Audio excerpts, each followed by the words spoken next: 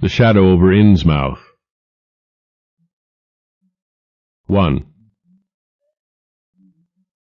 During the winter of 1927-28, officials of the federal government made a strange and secret investigation of certain conditions in the ancient Massachusetts seaport of Innsmouth. The public first learned of it in February, when a vast series of raids and arrests occurred, followed by the deliberate burning and dynamiting, under suitable precautions, of an enormous number of crumbling, worm-eaten, and supposedly empty houses along the abandoned waterfront. Uninquiring souls let this occurrence pass as one of the major clashes in a spasmodic war on liquor. Keener news followers, however, wondered at the prodigious number of arrests, the abnormally large force of men used in making them, and the secrecy surrounding the disposal of the prisoners. No trials or even definite charges were reported, nor were any of the captives seen thereafter in the regular jails of the nation. There were vague statements about disease and concentration camps, and later about dispersal in various naval and military prisons, but nothing positive ever developed. Innsmouth itself was left almost depopulated, and is even now only beginning to show signs of a sluggishly revived existence. Complaints from many liberal organizations were met with long, confidential discussions, and representatives were taken on trips to certain camps and prisons. As a result, these societies became surprisingly passive and reticent. Newspapermen were harder to manage, but seemed largely to cooperate with the government in the end. Only one paper, a tabloid always discounted because of its wild policy, mentioned the deep-diving submarine that discharged torpedoes downward in the marine abyss just beyond Devil Reef. That item, gathered by chance in a haunt of sailors, seemed indeed rather far-fetched, since the low, black reef lies a full mile and a half out from Innsmouth harbor. People around the country and in the nearby towns muttered a great deal among themselves, but said very little to the outer world. They had talked about dying and half-deserted Innsmouth for nearly a century, and nothing new could be wilder or more hideous than what they had whispered and hinted years before. Many things had taught them secretiveness, and there was now no need to exert pressure on them. Besides, they really knew very little. For wide salt marshes, desolate and unpeopled, keep neighbors off from Innsmouth on the landward side.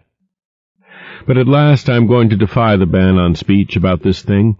Results, I am certain, are so thorough that no public harm save a shock of repulsion could ever accrue from a hinting of what was found by those horrified raiders at Innsmouth. Besides, what was found might possibly have more than one explanation. I do not know just how much of the whole tale has been told even to me, and I have many reasons for not wishing to probe deeper, for my contact with this affair has been closer than that of any other layman, and I have carried away impressions which are yet to drive me to drastic measures. It was I who fled frantically out of Innsmouth in the early morning hours of July 16, 1927, and whose frightened appeals for government inquiry and action brought on the whole reported episode. I was willing enough to stay mute while the affair was fresh and uncertain, but now that it is an old story, with public interest and curiosity gone, I have an odd craving to whisper about those few frightful hours in that ill-rumored and evilly shadowed seaport of death and blasphemous abnormality. The mere telling helps me to restore confidence in my own faculties, to reassure myself that I was not simply the first to succumb to a contagious nightmare hallucination. It helps me, too, in making up my mind regarding a certain terrible step which lies ahead of me. I never heard of Innsmouth till the day before I saw it for the first and, so far, last time. I was celebrating my coming of age by a tour of New England, sightseeing, antiquarian and genealogical, and had planned to go directly from ancient Newburyport to Arkham, whence my mother's family was derived. I had no car, but was traveling by train, trolley, and motor coach, always seeking the cheapest possible route. In Newburyport they told me that the steam train was the thing to take to Arkham, and it was only at the station ticket office, when I demurred at the high fare, that I learned about Innsmouth. The stout, shrewd-faced agent, whose speech showed him to be no local man, seemed sympathetic toward my efforts at economy, and made a suggestion that none of my other informants had offered. "You could take that old bus, I suppose," he said with a certain hesitation, "but it ain't thought much of hereabouts. It goes through Innsmouth, you may have heard about that, and so the people don't like it. Run by an Innsmouth fellow, Joe Sargent, but never gets any custom from here. Or Arkham either, I guess. Wonder it keeps running at all. I suppose it's cheap enough, but never see more'n 2 or 3 people in it. Nobody but those Innsmouth folks. Leaves the square, front of Hammond's drugstore at 10 a.m. and 7 p.m., unless they've changed it lately. Looks like a terrible rattletrap. I've never been on it. That was the first I ever heard of shadowed Innsmouth. Any reference to a town not shown on common maps or listed in recent guidebooks would have interested me, and the agent's odd manner of allusion roused something like real curiosity. A town able to inspire such dislike in its neighbors, I thought, must be at least rather unusual and worthy of a tourist's attention. If it came before Arkham, I would stop off there, and so I asked the agent to tell me something about it. He was very deliberate and spoke with an air of feeling slightly superior to what he said. Innsmouth. Well, it's a queer kind of a town down at the mouth of the Monuxet. Used to be almost a city, quite a port before the War of 1812, but all gone to pieces in the last 100 years or so. No railroad now. B&M never went through, and the branch line from Rowley was given up years ago. More empty houses than there are people, I guess, and no business to speak of except fishing and lobstering. Everybody trades, mostly here or in Arkham or Ipswich. Once they had quite a few mills, but nothing's left now except one gold refinery running on the leanest kind of part-time. That refinery, though, used to be a big thing. An old man Marsh who owns it must be richer than Croesus. Queer old duck, though, and sticks mighty close in his home. He's supposed to have developed some skin disease or deformity late in life that makes him keep out of sight.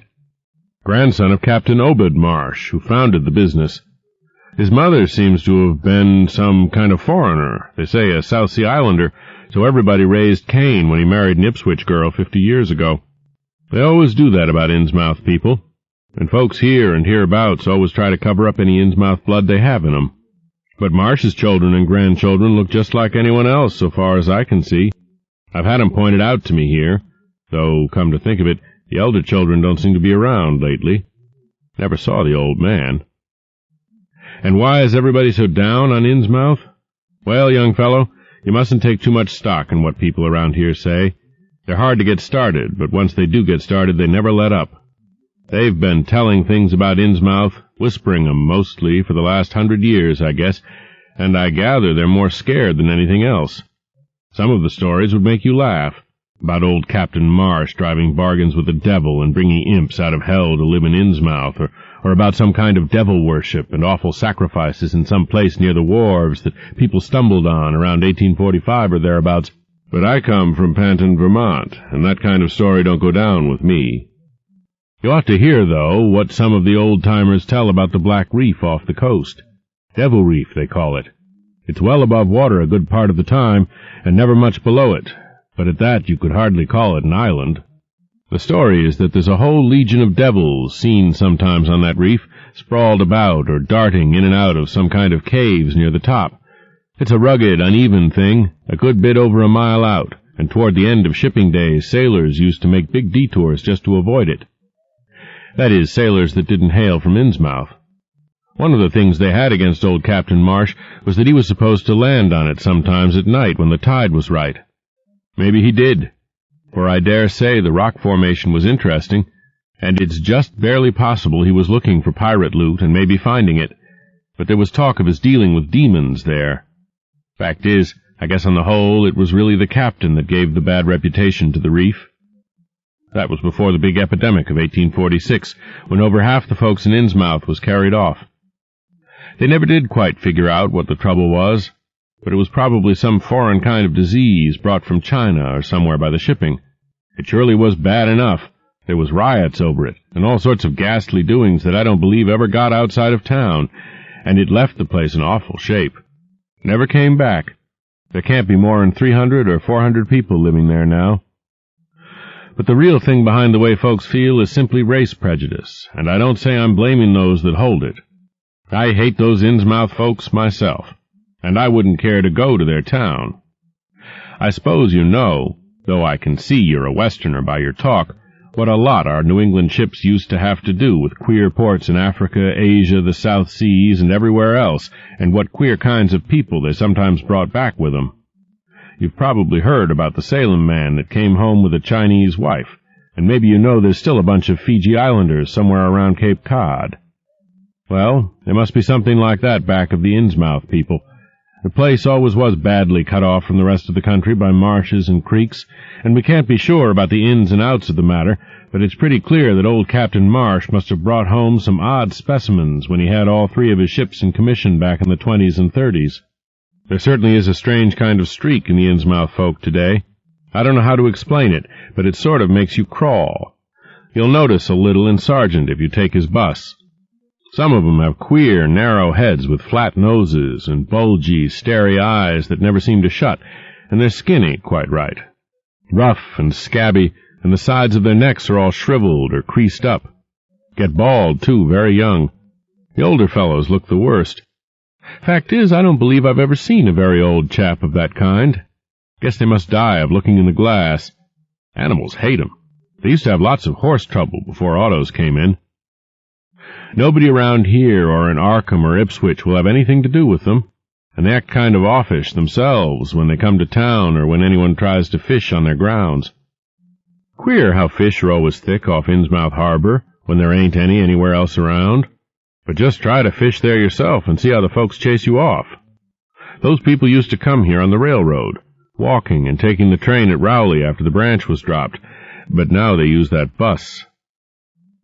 Yes, there's a hotel in Innsmouth called the Gilman House, but I don't believe it can amount to much. I wouldn't advise you to try it. Better stay over here and take the 10 o'clock bus tomorrow morning. Then you can get an evening bus there for Arkham at 8 o'clock.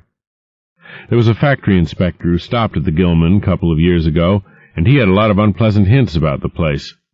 Seems they get a queer crowd there, but this fellow heard voices in the other rooms, though most of 'em was empty, that gave him the shivers. It was foreign talk, he thought, but he said the bad thing about it was the kind of voice that sometimes spoke. It sounded so unnatural, slopping-like, he said, that he didn't dare undress and go to sleep, just waited up and lit out the first thing in the morning. The talk went on most all night. This fellow, Casey his name was, had a lot to say about how the Innsmouth folks watched him and seemed kind of on guard. He found the Marsh refinery a queer place. It's in an old mill on the lower falls of the Monuxet. What he said tallied up with what I'd heard. Books in bad shape and no clear account of any kind of dealings. You know, it's always been a kind of mystery where the Marshes get the gold they refine. They've never seemed to do much buying in that line, but years ago they shipped out an enormous lot of ingots. Used to be talk of a queer, foreign kind of jewelry that the sailors and refinery men sometimes sold on the sly, or that was seen once or twice on some of the Marsh women folks. People allowed maybe old Captain Obed traded for it in some heathen port, especially since he was always ordering stacks of glass beads and trinkets such as seafaring men used to get for native trade. Others thought and still think he'd found an old pirate cache out on Devil Reef. But here's a funny thing. The old captain's been dead these 60 years, and there ain't been a good-sized ship out of the place since the Civil War. But just the same, the Marshes still keep on buying a few of those native trade things, mostly glass and rubber gewgaws, they tell me. Maybe the Innsmouth folk like 'em to look at themselves. God knows they've got to be about as bad as South Sea cannibals and Guinea savages. That plague of 46 must have taken off the best blood in the place. Anyway, they're a doubtful lot now, and the Marshes and the other rich folks are as bad as any. As I told you, there probably ain't more than 400 people in the whole town, in spite of all the streets they say there are. I guess they're what they call white trash down south, lawless and sly and full of secret doings. They get a lot of fish and lobsters and do exporting by truck. Queer how the fish swarm right there and nowhere else. Nobody can ever keep track of these people, and state school officials and census men have a devil of a time. You can bet that prying strangers ain't welcome around Innsmouth. I've heard personally of more than one business or government man that's disappeared there, and there's loose talk of one who went crazy and is out at Danvers now. They must have fixed up some awful scare for that fellow. That's why I wouldn't go at night if I was you. I've never been there, and have no wish to go, but I guess a daytime trip couldn't hurt you, even though the people hereabouts will advise you not to make it. If you're just sightseeing and looking for old-time stuff, Innsmouth ought to be quite a place for you. And so I spent part of that evening at the Newburyport Public Library looking up data about Innsmouth. When I had tried to question the natives in the shops, the lunchroom, the garages, and the fire station, I had found them even harder to get started than the ticket agent had predicted, and realized that I could not spare the time to overcome their first instinctive reticences. They had a kind of obscure suspiciousness, as if there were something amiss with anyone too much interested in Innsmouth. At the YMCA where I was stopping, the clerk merely discouraged my going to such a dismal, decadent place, and the people at the library showed much the same attitude. Clearly, in the eyes of the educated, Innsmouth was merely an exaggerated case of civic degeneration. The Essex County histories on the library shelves had very little to say, except that the town was founded in 1643, noted for shipbuilding before the Revolution, a seat of great marine prosperity in the early 19th century, and later a minor factory center using the Monoxide as power. The epidemic and riots of 1846 were very sparsely treated, as if they formed a discredit to the county. References to decline were few, though the significance of the later record was unmistakable. After the Civil War, all industrial life was confined to the Marsh Refining Company, and the marketing of gold ingots formed the only remaining bit of major commerce aside from the eternal fishing. That fishing paid less and less as the price of the commodity fell and large-scale corporations offered competition. But there was never a dearth of fish around Innsmouth harbor. Foreigners seldom settled there, and there was some discreetly veiled evidence that a number of Poles and Portuguese who had tried it had been scattered in a peculiarly drastic fashion. Most interesting of all was a glancing reference to the strange jewelry vaguely associated with Innsmouth. It had evidently impressed the whole countryside more than a little, for mention was made of specimens in the Museum of Miskatonic University at Arkham, and in the display room of the Newburyport Historical Society. The fragmentary descriptions of these things were bald and prosaic, but they hinted to me an undercurrent of persistent strangeness. Something about them seemed so odd and provocative that I could not put them out of my mind, and despite the relative lateness of the hour, I resolved to see the local sample, said to be a large, queerly proportioned thing evidently meant for a tiara, if it could possibly be arranged. The librarian gave me a note of introduction to the curator of the society, a Miss Anna Tilton, who lived nearby, and after a brief explanation, that ancient gentlewoman was kind enough to pilot me into the closed building, since the hour was not outrageously late. The collection was a notable one indeed, but in my present mood I had eyes for nothing but the bizarre object, which glistened in a corner cupboard under the electric lights. It took no excessive sensitiveness to beauty to make me literally gasp at the strange, unearthly splendor of the alien, opulent fantasy that rested there on a purple velvet cushion. Even now I can hardly describe what I saw, though it was clearly enough a sort of tiara, as the description had said. It was tall in front, and with a very large and curiously irregular periphery, as if designed for a head of almost freakishly elliptical outline. The material seemed to be predominantly gold, though a weird, lighter lustrousness hinted at some strange alloy with an equally beautiful and scarcely identifiable metal. Its condition was almost perfect, and one could have spent hours in studying the striking and puzzlingly untraditional designs, some simply geometrical and some plainly marine, chased or molded in high relief on its surface with a craftsmanship of incredible skill and grace. The longer I looked, the more the thing fascinated me, and in this fascination there was a curiously disturbing element hardly to be classified or accounted for. At first I decided that it was the queer, otherworldly quality of the art which made me uneasy. All other art objects I had ever seen either belonged to some known racial or national stream, or else were consciously modernistic defiances of every recognized stream. This tiara was neither. It clearly belonged to some settled technique of infinite maturity and perfection, yet that technique was utterly remote from any, Eastern or Western, ancient or modern, which I had ever heard of or seen exemplified. It was as if the workmanship were that of another planet. However, I soon saw that my uneasiness had a second and perhaps equally potent source residing in the pictorial and mathematical suggestions of the strange designs. The patterns all hinted of remote secrets and unimaginable abysses in time and space, and the monotonously aquatic nature of the reliefs became almost sinister. Among these reliefs were fabulous monsters of abhorrent grotesqueness and malignity, half ichthyaic and half batrachian in suggestion, which one could not dissociate from a certain haunting and uncomfortable sense of pseudo-memory, as if they called up some image from deep cells and tissues whose retentive functions are wholly primal and awesomely ancestral. At times I fancied that every contour of these blasphemous fish-frogs was overflowing with the ultimate quintessence of unknown and inhuman evil. In odd contrast to the tiara's aspect was its brief and prosy history as related by Miss Tilton. It had been pawned for a ridiculous sum at a shop in State Street in 1873 by a drunken Innsmouth man shortly afterward killed in a brawl. The Society had acquired it directly from the pawnbroker, at once giving it a display worthy of its quality. It was labeled as of probable East Indian or Indo-Chinese provenance, though the attribution was frankly tentative. Miss Tilton, comparing all possible hypotheses regarding its origin and its presence in New England, was inclined to believe that it formed part of some exotic pirate horde discovered by old Captain Obed Marsh. This view was surely not weakened by the insistent offers of purchase at a high price which the Marshes began to make as soon as they knew of its presence, and which they repeated to this day, despite the Society's unvarying determination not to sell. As the good lady showed me out of the building, she made it clear that the pirate theory of the Marsh fortune was a popular one among the intelligent people of the region.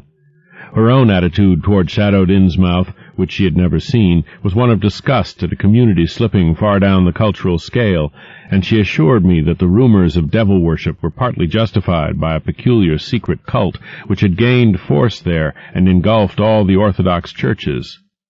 It was called, she said, the Esoteric Order of Dagon, and was undoubtedly a debased, quasi-pagan thing imported from the East a century before, at a time when the Innsmouth fisheries seemed to be going barren.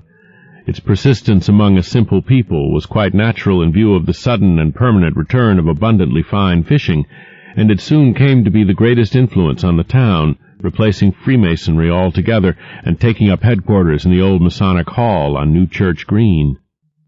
All this, to the pious Miss Tilton, formed an excellent reason for shunning the ancient town of decay and desolation, but to me it was merely a fresh incentive.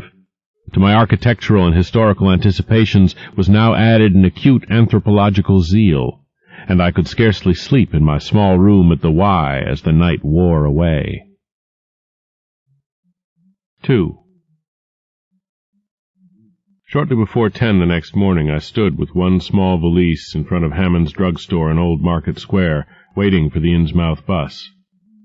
As the hour for its arrival drew near, I noticed a general drift of the loungers to other places up the street, or to the ideal lunch across the square. Evidently the ticket agent had not exaggerated the dislike which local people bore toward Innsmouth and its denizens. In a few moments a small motor coach of extreme decrepitude and dirty gray color rattled down State Street, made a turn, and drew up at the curb beside me. I felt immediately that it was the right one, a guess which the half-illegible sign on the windshield, Arkham, Innsmouth, Newport, soon verified. There were only 3 passengers, dark, unkempt men of sullen visage and somewhat youthful cast, and when the vehicle stopped they clumsily shambled out and began walking up State Street in a silent, almost furtive fashion. The driver also alighted, and I watched him as he went into the drugstore to make some purchase. This, I reflected, must be the Joe Sargent mentioned by the ticket agent, and even before I noticed any details there spread over me a wave of spontaneous aversion which could be neither checked nor explained. It suddenly struck me as very natural that the local people should not wish to ride on a bus owned and driven by this man, or to visit any oftener than possible the habitat of such a man and his kinsfolk. When the driver came out of the store I looked at him more carefully and tried to determine the source of my evil impression. He was a thin, stoop-shouldered man not much under 6 feet tall, dressed in shabby blue civilian clothes and wearing a frayed gray golf cap. His age was perhaps 35, but the odd, deep creases in the side of his neck made him seem older when one did not study his dull, expressionless face. He had a narrow head, bulging, watery blue eyes that seemed never to wink, a flat nose, a receding forehead and chin, and singularly undeveloped ears. His long, thick lip and coarse-pored grayish cheeks seemed almost beardless, except for some sparse yellow hairs that straggled and curled in irregular patches, and in places the surface seemed queerly irregular, as if peeling from some cutaneous disease. His hands were large and heavily veined, and had a very unusual grayish-blue tinge. The fingers were strikingly short in proportion to the rest of the structure, and seemed to have a tendency to curl closely into the huge palm. As he walked toward the bus, I observed his peculiarly shambling gait, and saw that his feet were inordinately immense. The more I studied them, the more I wondered how he could buy any shoes to fit them. A certain greasiness about the fellow increased my dislike. He was evidently given to working or lounging around the fish docks, and carried with him much of their characteristic smell. Just what foreign blood was in him I could not even guess. His oddities certainly did not look Asiatic, Polynesian, Levantine, or Negroid, yet I could see why the people found him alien. I myself would have thought of biological degeneration rather than alienage. I was sorry when I saw that there would be no other passengers on the bus. Somehow I did not like the idea of riding alone with this driver. But as leaving time obviously approached, I conquered my qualms and followed the man aboard, extending him a $1 bill and murmuring the single word, Innsmouth. He looked curiously at me for a second as he returned 40 cents change without speaking. I took a seat far behind him, but on the same side of the bus, since I wished to watch the shore during the journey. At length the decrepit vehicle started with a jerk and rattled noisily past the old brick buildings of State Street amidst a cloud of vapor from the exhaust. Glancing at the people on the sidewalks, I thought I detected in them a curious wish to avoid looking at the bus, or at least a wish to avoid seeming to look at it. Then we turned to the left into High Street, where the going was smoother, flying by stately old mansions of the early Republic and still older colonial farmhouses, passing the Lower Green and Parker River, and finally emerging into a long, monotonous stretch of open shore country. The day was warm and sunny, but the landscape of sand, sedge-grass, and stunted shrubbery became more and more desolate as we proceeded. Out the window I could see the blue water and the sandy line of Plum Island, and we presently drew very near the beach as our narrow road veered off from the main highway to Rowley and Ipswich. There were no visible houses, and I could tell by the state of the road that traffic was very light hereabouts. The small, weather-worn telephone poles carried only 2 wires. Now and then we crossed crude wooden bridges over tidal creeks that wound far inland and promoted the general isolation of the region. Once in a while I noticed dead stumps and crumbling foundation walls above the drifting sand, and recalled the old tradition quoted in one of the histories I had read, that this was once a fertile and thickly settled countryside. The change, it was said, came simultaneously with the Innsmouth epidemic of 1846, and was thought by simple folk to have a dark connection with hidden forces of evil. Actually, it was caused by the unwise cutting of woodlands near the shore, which robbed the soil of its best protection and opened the way for waves of wind-blown sand. At last we lost sight of Plum Island and saw the vast expanse of the open Atlantic on our left. Our narrow course began to climb steeply, and I felt a singular sense of disquiet in looking at the lonely crest ahead where the rutted roadway met the sky. It was as if the bus were about to keep on in its ascent, leaving the sane earth altogether and merging with the unknown arcana of upper air and cryptical sky. The smell of the sea took on ominous implications, and the silent driver's bent, rigid back and narrow head became more and more hateful. As I looked at him, I saw that the back of his head was almost as hairless as his face, having only a few straggling yellow strands upon a gray, scabrous surface. Then we reached the crest and beheld the outspread valley beyond, where the Monoxet joins the sea just north of the long line of cliffs that culminate in Kingsport Head and veer off toward Cape Ann. On the far, misty horizon I could just make out the dizzy profile of the head, topped by the queer ancient house of which so many legends are told, but for the moment all my attention was captured by the nearer panorama just below me. I had, I realized, come face to face with rumor-shadowed Innsmouth. It was a town of wide extent and dense construction, yet one with a portentous dearth of visible life. From the tangle of chimney-pots scarcely a wisp of smoke came, and the 3 tall steeples loomed stark and unpainted against the seaward horizon. One of them was crumbling down at the top, and in that and another there were only black gaping holes where clock dials should have been. The vast huddle of sagging gambrel roofs and peaked gables conveyed with offensive clearness the idea of wormy decay, and as we approached along the now descending road I could see that many roofs had wholly caved in. There were some large, square Georgian houses, too, with hipped roofs, cupolas, and railed widows' walks. These were mostly well back from the water, and one or two seemed to be in moderately sound condition.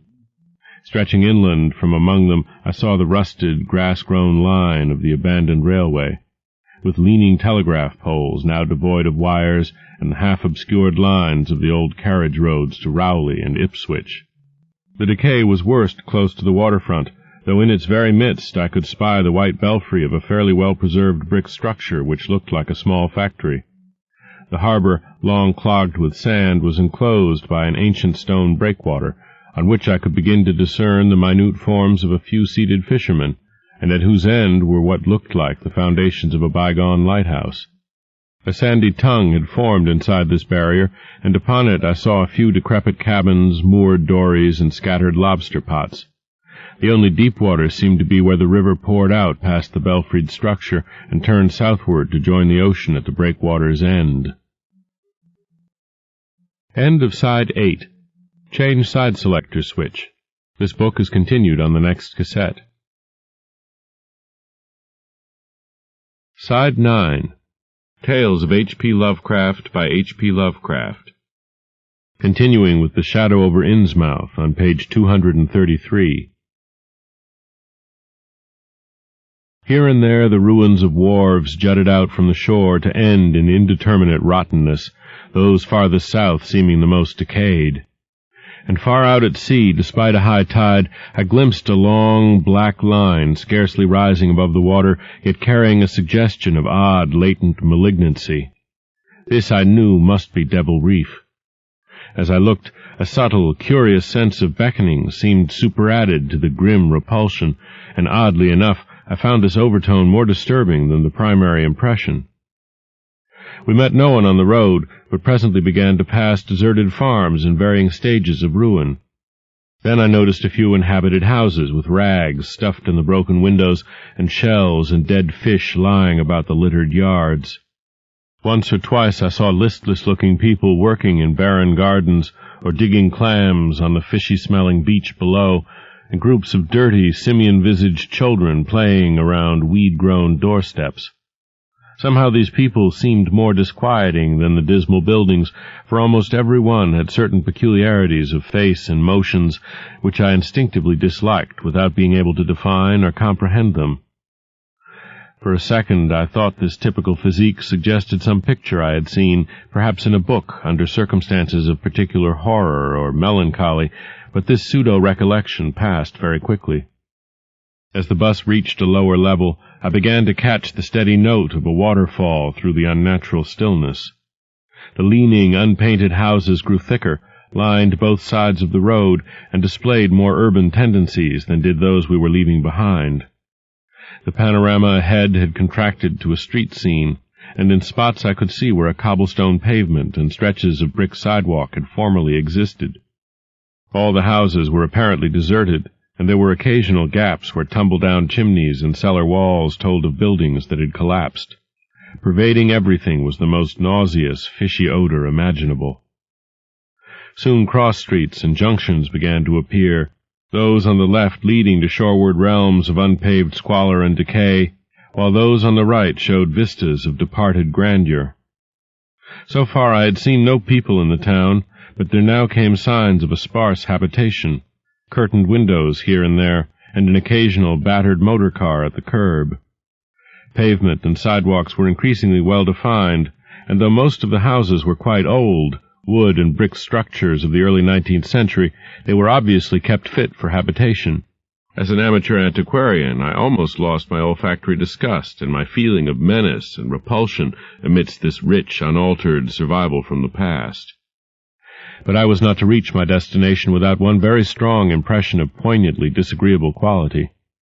The bus had come to a sort of open concourse or radial point with churches on two sides and the bedraggled remains of a circular green in the center, and I was looking at a large pillared hall in the right-hand junction ahead. The structure's once white paint was now gray and peeling, and the black and gold sign on the pediment was so faded that I could only with difficulty make out the words, Esoteric Order of Dagon. This, then, was the former Masonic Hall, now given over to a degraded cult. As I strained to decipher this inscription, my notice was distracted by the raucous tones of a cracked bell across the street, and I quickly turned to look out the window on my side of the coach. The sound came from a squat towered stone church of manifestly later date than most of the houses, built in a clumsy Gothic fashion and having a disproportionately high basement with shuttered windows. Though the hands of its clock were missing on the side I glimpsed, I knew that those hoarse strokes were telling the hour of 11. Then suddenly all thoughts of time were blotted out by an onrushing image of sharp intensity and unaccountable horror which had seized me before I knew what it really was. The door of the church basement was open, revealing a rectangle of blackness inside, and as I looked, a certain object crossed, or seemed to cross, that dark rectangle, burning into my brain the momentary conception of nightmare, which was all the more maddening because analysis could not show a single nightmarish quality about it. It was a living object, the first except the driver that I had seen since entering the compact part of the town, and had I been in a steadier mood, I would have found nothing whatever of terror in it. Clearly, as I realized a moment later, it was the pastor, clad in some peculiar vestments, doubtless introduced since the Order of Dagon had modified the ritual of the local churches. The thing which had probably caught my first subconscious glance and supplied the touch of bizarre horror was the tall tiara he wore, an almost exact duplicate of the one Miss Tilton had shown me the previous evening. This, acting on my imagination, had supplied namelessly sinister qualities to the indeterminate face and robed, shambling form beneath it. There was not, I soon decided, any reason why I should have felt that shuddering touch of evil pseudo-memory. Was it not natural that a local mystery cult should adopt among its regimentals an unique type of headdress made familiar to the community in some strange way, perhaps as treasure trove?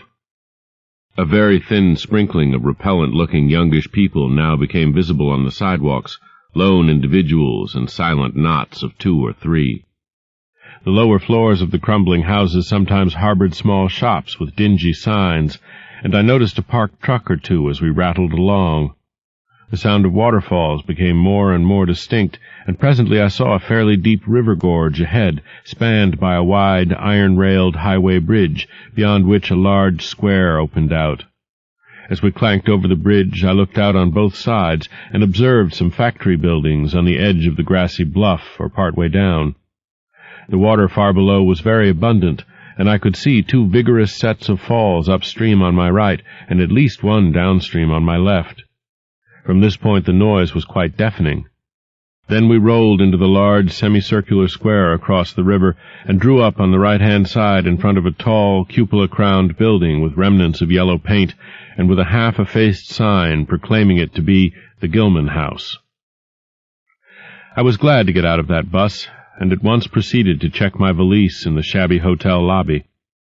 There was only one person in sight, an elderly man without what I had come to call the Innsmouth look, and I decided not to ask him any of the questions which bothered me, remembering that odd things had been noticed in this hotel. Instead, I strolled out on the square, from which the bus had already gone, and studied the scene minutely and appraisingly. One side of the cobblestoned open space was the straight line of the river. The other was a semicircle of slant-roofed brick buildings of about the 1800 period, from which several streets radiated away to the southeast, south, and southwest. Lamps were depressingly few and small, all low-powered incandescents, and I was glad that my plans called for departure before dark, even though I knew the moon would be bright. The buildings were all in fair condition, and included perhaps a dozen shops in current operation, of which one was a grocery of the First National chain, others a dismal restaurant, a drug-store, and a wholesale fish dealer's office, and still another, at the eastern extremity of the square near the river, an office of the town's only industry, the Marsh Refining Company. There were perhaps 10 people visible, and 4 or 5 automobiles and motor trucks stood scattered about. I did not need to be told that this was the civic center of Innsmouth. Eastward I could catch blue glimpses of the harbor against which rose the decaying remains of 3 once beautiful Georgian steeples, and toward the shore on the opposite bank of the river I saw the white belfry surmounting what I took to be the Marsh Refinery. For some reason or other I chose to make my first inquiries at the chain grocery, whose personnel was not likely to be native to Innsmouth. I found a solitary boy of about 17 in charge, and was pleased to note the brightness and affability which promised cheerful information. He seemed exceptionally eager to talk, and I soon gathered that he did not like the place, its fishy smell, or its furtive people. A word with any outsider was a relief to him. He hailed from Arkham, boarded with a family who came from Ipswich, and went back home whenever he got a moment off. His family did not like him to work in Innsmouth, but the chain had transferred him there, and he did not wish to give up his job. There was, he said, no public library or chamber of commerce in Innsmouth, but I could probably find my way about. The street I'd come down was Federal. West of that were the fine old residence streets, Broad, Washington, Lafayette, and Adams, and east of it were the shoreline slums. It was in these slums, along Main Street, that I would find the old Georgian churches, but they were all long abandoned. It would be well not to make oneself too conspicuous in such neighborhoods, especially north of the river, since the people were sullen and hostile. Some strangers had even disappeared. Certain spots were almost forbidden territory, as he had learned at considerable cost. One must not, for example, linger much around the Marsh refinery, or around any of the still-used churches, or around the pillared Order of Dagon Hall at New Church Green. Those churches were very odd, all violently disavowed by their respective denominations elsewhere, and apparently using the queerest kind of ceremonials and clerical vestments.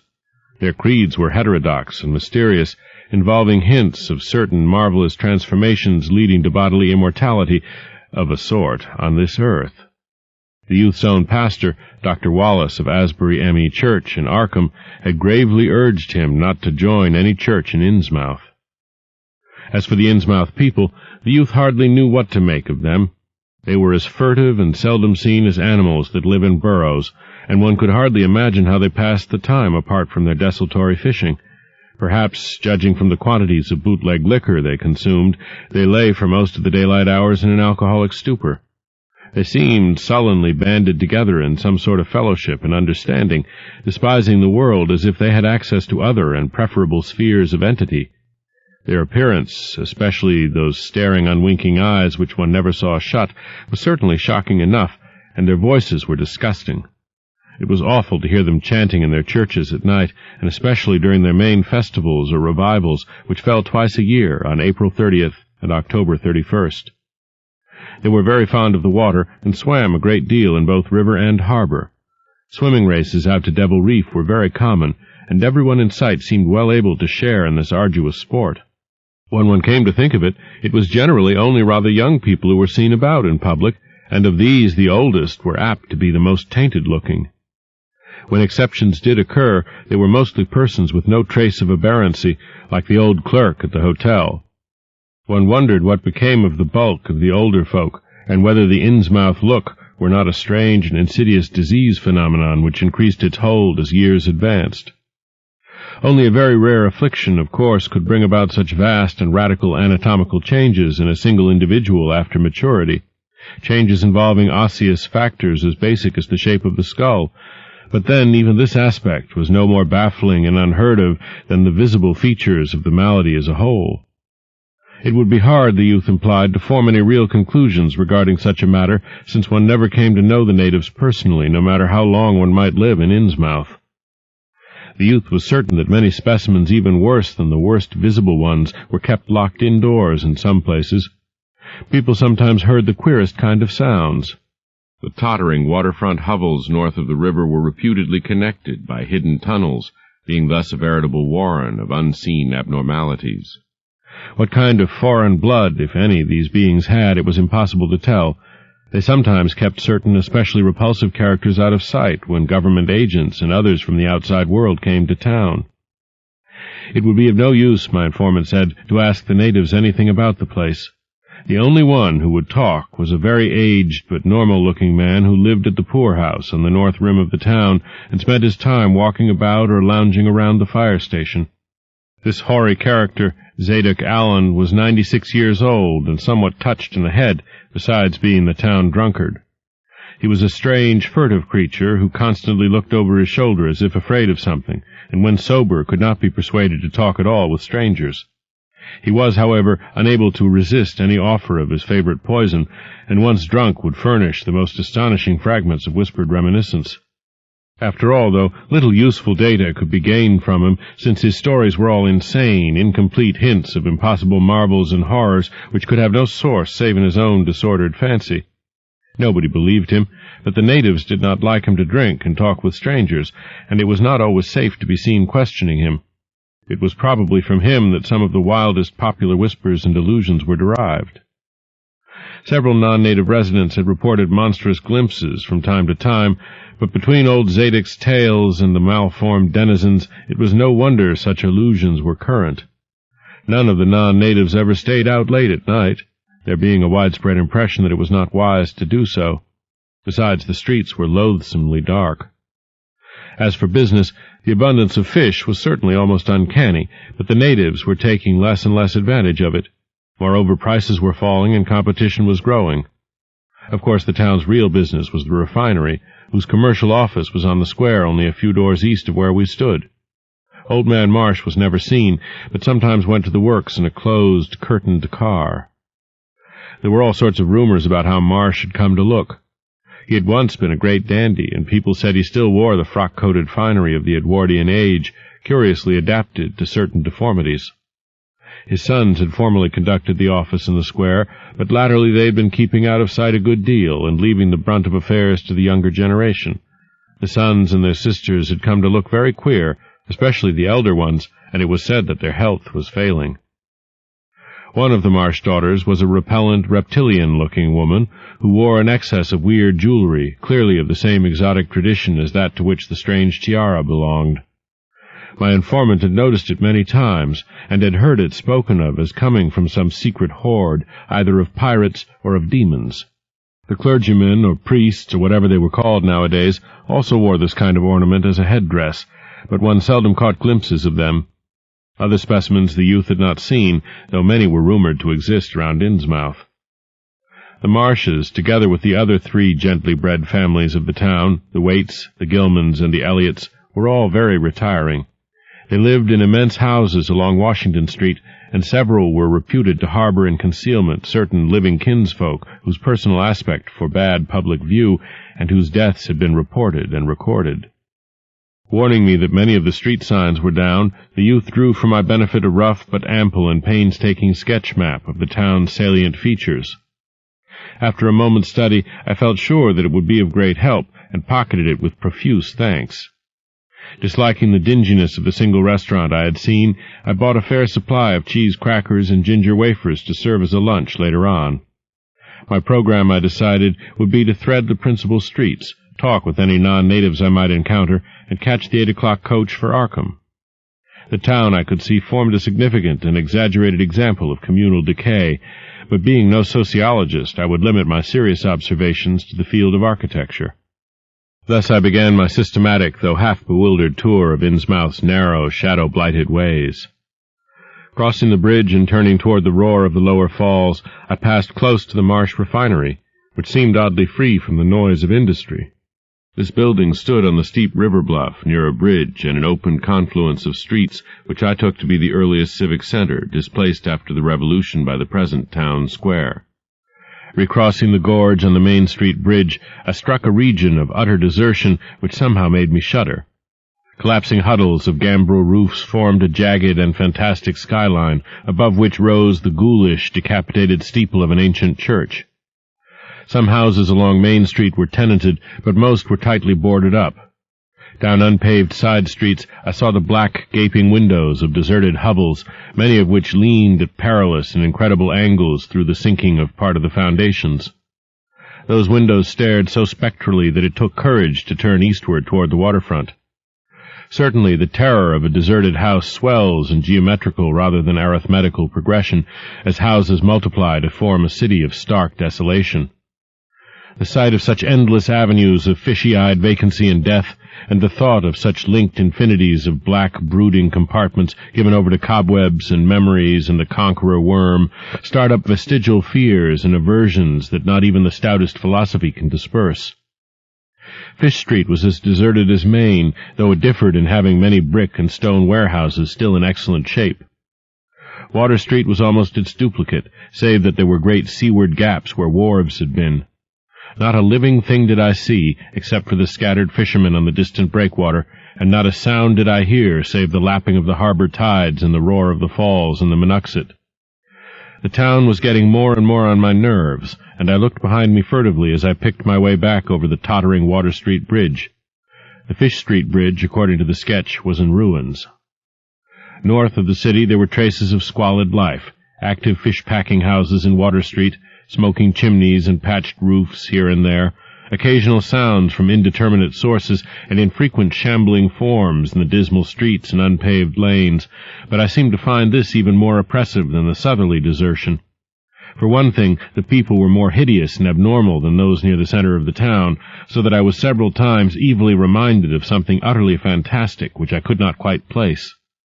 Undoubtedly the alien strain in the Innsmouth folk was stronger here than farther inland, unless indeed the Innsmouth look were a disease rather than a blood strain, in which case this district might be held to harbor the more advanced cases.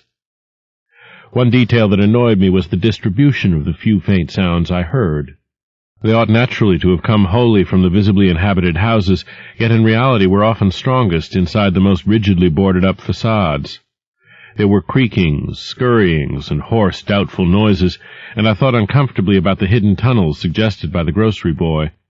Suddenly I found myself wondering what the voices of those denizens would be like. I had heard no speech so far in this quarter, and was unaccountably anxious not to do so.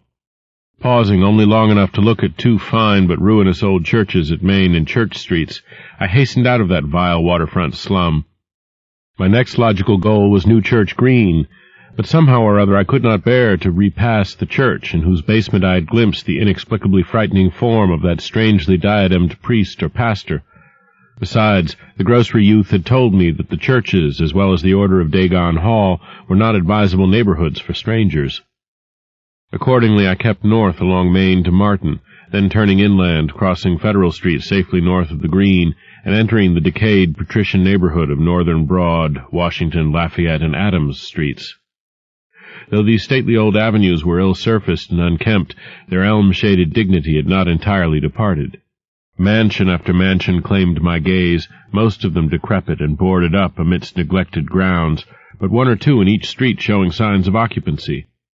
In Washington Street there was a row of 4 or 5 in excellent repair and with finely tended lawns and gardens.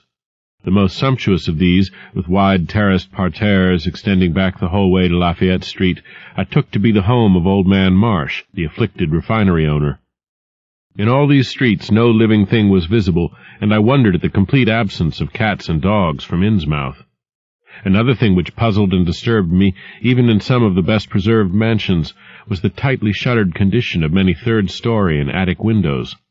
Furtiveness and secretiveness seemed universal in this hushed city of alienage and death, and I could not escape the sensation of being watched from ambush on every hand by sly, staring eyes that never shut. I shivered as the cracked stroke of 3 sounded from a belfry on my left. Too well did I recall the squat church from which those notes came. Following Washington Street toward the river, I now faced a new zone of former industry and commerce, noting the ruins of a factory ahead, and seeing others with the traces of an old railway station and covered railway bridge beyond, up the gorge on my right. The uncertain bridge now before me was posted with a warning sign, but I took the risk and crossed again to the south bank where traces of life reappeared. Furtive, shambling creatures stared cryptically in my direction, and more normal faces eyed me coldly and curiously. Innsmouth was rapidly becoming intolerable, and I turned down Payne Street toward the square in the hope of getting some vehicle to take me to Arkham before the still distant starting time of that sinister bus. It was then that I saw the tumble-down fire station on my left, and noticed the red-faced, bushy-bearded, watery-eyed old man in nondescript rags who sat on a bench in front of it, talking with a pair of unkempt but not abnormal-looking firemen. This, of course, must be Zadok Allen, the half-crazed, licorice nonagenarian whose tales of old Innsmouth and its shadow were so hideous and incredible. 3. It must have been some imp of the perverse, or some sardonic pull from dark, hidden sources, which made me change my plans as I did. I had long before resolved to limit my observations to architecture alone, and I was even then hurrying toward the square in an effort to get quick transportation out of this festering city of death and decay, but the sight of old Zadok Allen set up new currents in my mind and made me slacken my pace uncertainly. I had been assured that the old man could do nothing but hint at wild, disjointed, and incredible legends, and I had been warned that the natives made it unsafe to be seen talking to him. Yet the thought of this aged witness to the town's decay, with memories going back to the early days of ships and factories, was a lure that no amount of reason could make me resist. After all, the strangest and maddest of myths are often merely symbols or allegories based upon truth, and old Zadok must have seen everything which went on around Innsmouth for the last 90 years. Curiosity flared up beyond sense and caution, and in my youthful egotism I fancied I might be able to sift a nucleus of real history from the confused, extravagant outpouring I would probably extract with the aid of raw whiskey. I knew that I could not accost him then and there, for the fireman would surely notice and object. Instead, I reflected, I would prepare by getting some bootleg liquor at a place where the grocery boy had told me it was plentiful. Then I would loaf near the fire station in apparent casualness, and fall in with old Zadok after he had started on one of his frequent rambles. The youth said that he was very restless, seldom sitting around the station for more than an hour or two at a time. A quart bottle of whiskey was easily, though not cheaply, obtained in the rear of a dingy variety store just off the square in Elliott Street. The dirty-looking fellow who waited on me had a touch of the staring Innsmouth look, but was quite civil in his way, being perhaps used to the custom of such convivial strangers, truckmen, gold buyers, and the like, as were occasionally in town. Re-entering the square, I saw that luck was with me, for, shuffling out of Payne Street around the corner of the Gilman house, I glimpsed nothing less than the tall, lean, tattered form of old Zadok Allen himself. In accordance with my plan, I attracted his attention by brandishing my newly purchased bottle, and soon realized that he had begun to shuffle wistfully after me as I turned into Waite Street on my way to the most deserted region I could think of. I was steering my course by the map the grocery boy had prepared, and was aiming for the wholly abandoned stretch of southern waterfront which I had previously visited. The only people in sight there had been the fishermen on the distant breakwater, and by going a few squares south I could get beyond the range of these, finding a pair of seats on some abandoned wharf, and being free to question old Zadok unobserved for an indefinite time. Before I reached Main Street I could hear a faint and wheezy, "Hey, mister," behind me, and I presently allowed the old man to catch up and take copious pulls from the quart bottle. I began putting out feelers as we walked along to Water Street and turned southward amidst the omnipresent desolation and crazily tilted ruins, but found that the aged tongue did not loosen as quickly as I had expected. At length I saw a grass-grown opening toward the sea between crumbling brick walls, with the weedy length of an earth and masonry wharf projecting beyond. Piles of moss-covered stones near the water promised tolerable seats, and the scene was sheltered from all possible view by a ruined warehouse on the north. Here I thought was the ideal place for a long, secret colloquy, so I guided my companion down the lane and picked out spots to sit in among the mossy stones. The air of death and desertion was ghoulish, and the smell of fish almost insufferable, but I was resolved to let nothing deter me. About 4 hours remained for conversation if I were to catch the 8 o'clock coach for Arkham, and I began to dole out more liquor to the ancient tippler, meanwhile eating my own frugal lunch. In my donations I was careful not to overshoot the mark, for I did not wish Zadok's vinous garrulousness to pass into a stupor. After an hour his furtive taciturnity showed signs of disappearing, but much to my disappointment he still sidetracked my questions about Innsmouth and its shadow-haunted past. He would babble of current topics, revealing a wide acquaintance with newspapers and a great tendency to philosophize in a sententious village fashion. Toward the end of the second hour, I feared my quart of whiskey would not be enough to produce results, and was wondering whether I had better leave old Zadok and go back for more. Just then, however, chance made the opening which my questions had been unable to make, and the wheezing ancient's ramblings took a turn that caused me to lean forward and listen alertly. My back was toward the fishy-smelling sea, but he was facing it, and something or other had caused his wandering gaze to light on the low, distant line of Devil Reef, then showing plainly and almost fascinatingly above the waves. The sight seemed to displease him, for he began a series of weak curses which ended in a confidential whisper and a knowing leer. He bent toward me, took hold of my coat lapel, and hissed out some hints that could not be mistaken. There's where it all begun, that cursed place of all wickedness where the deep waters starts. Gate o' hell. Sheer drop down to a bottom no soundin' line can tetch. Old Captain Obed done it, him that found out more'n was good for him in the South Sea Islands. Everybody was in a bad way them days. Trade falling off, mills losing business, even the new ones, and the best of our men folks kilt a privateerin' in the War of 1812, or lost with the Elizy brig and the Ranger's Snow, both of 'em Gilman venters. Obed Marsh he had 3 ships afloat, Brigantine Columby, Brig Hetty, and bark Sumatry Queen. He was the only one as kept on with the East Indian Pacific trade, though Esdras Martin's barkentine Malay Pride made a venture as late as 28. Never was nobody like Captain Obed, old limb o' Satan. Heh. I can mind him a-tellin' about furrin parts, and callin' all the folks stupid for goin' to Christian meetin' and bearin' their burdens meek and lowly. Says they'd orter get better gods like some of the folks in the Injies, gods as 'ud bring 'em good fishin' in return for their sacrifices, and 'ud really answer folks' prayers. Matt Elliott, his fust mate, talked a lot, too, only he was agin folks doin' any heathen things. Told about an island east of Otaheite, where there was a lot of stone ruins older'n anybody knew anything about, kind of like them on Ponape and the Carolines, but with carvings of faces that looked like the big statues on Easter Island. There was a little volcanic island near there, too, where there was other ruins with different carvings, ruins all wore away like they'd been under the sea once, and with pictures of awful monsters all over 'em.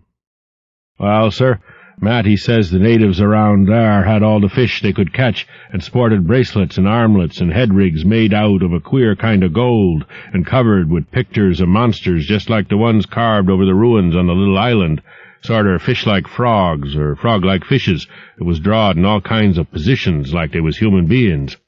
Nobody could get out of them where they got all the stuff, and all the other natives wondered how they managed to find fish in plenty even when the very next islands had lean pickin's. Matt, he got to wonderin', too, and so did Captain Obed. Obed, he notices besides that lots of the handsome young folks would drop out o' sight for good from year to year, and that they want many old folks around. Also, he thinks some of the folks looks dern queer even for Kanakas. It took Obed to get the truth out o' them heathen. I don't know how he done it, but he begun by tradin' for the gold-like things they wore, asked 'em where they come from, and if they could get more, and finally wormed the story out of the old chief, Wallachia, they called him. Nobody but Obed had ever believed the old yeller devil, but the captain could read folks like they was books. Heh. Nobody never believes me now when I tell 'em, and I don't suppose you will, young feller, though come to look at ye, you have kind of got them sharp-readin' eyes like Obed had. The old man's whisper grew fainter, and I found myself shuddering at the terrible and sincere portentousness of his intonation, even though I knew his tale could be nothing but drunken fantasy. Well, sir, Obed, he larnt that they's things on this arth as most folks never heerd about, and wouldn't believe if they did hear.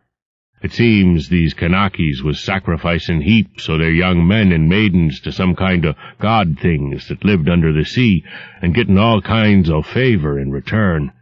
They met the things on the little islet with the queer ruins, and it seems them awful pictures o' frogfish monsters was supposed to be pictures o' these things.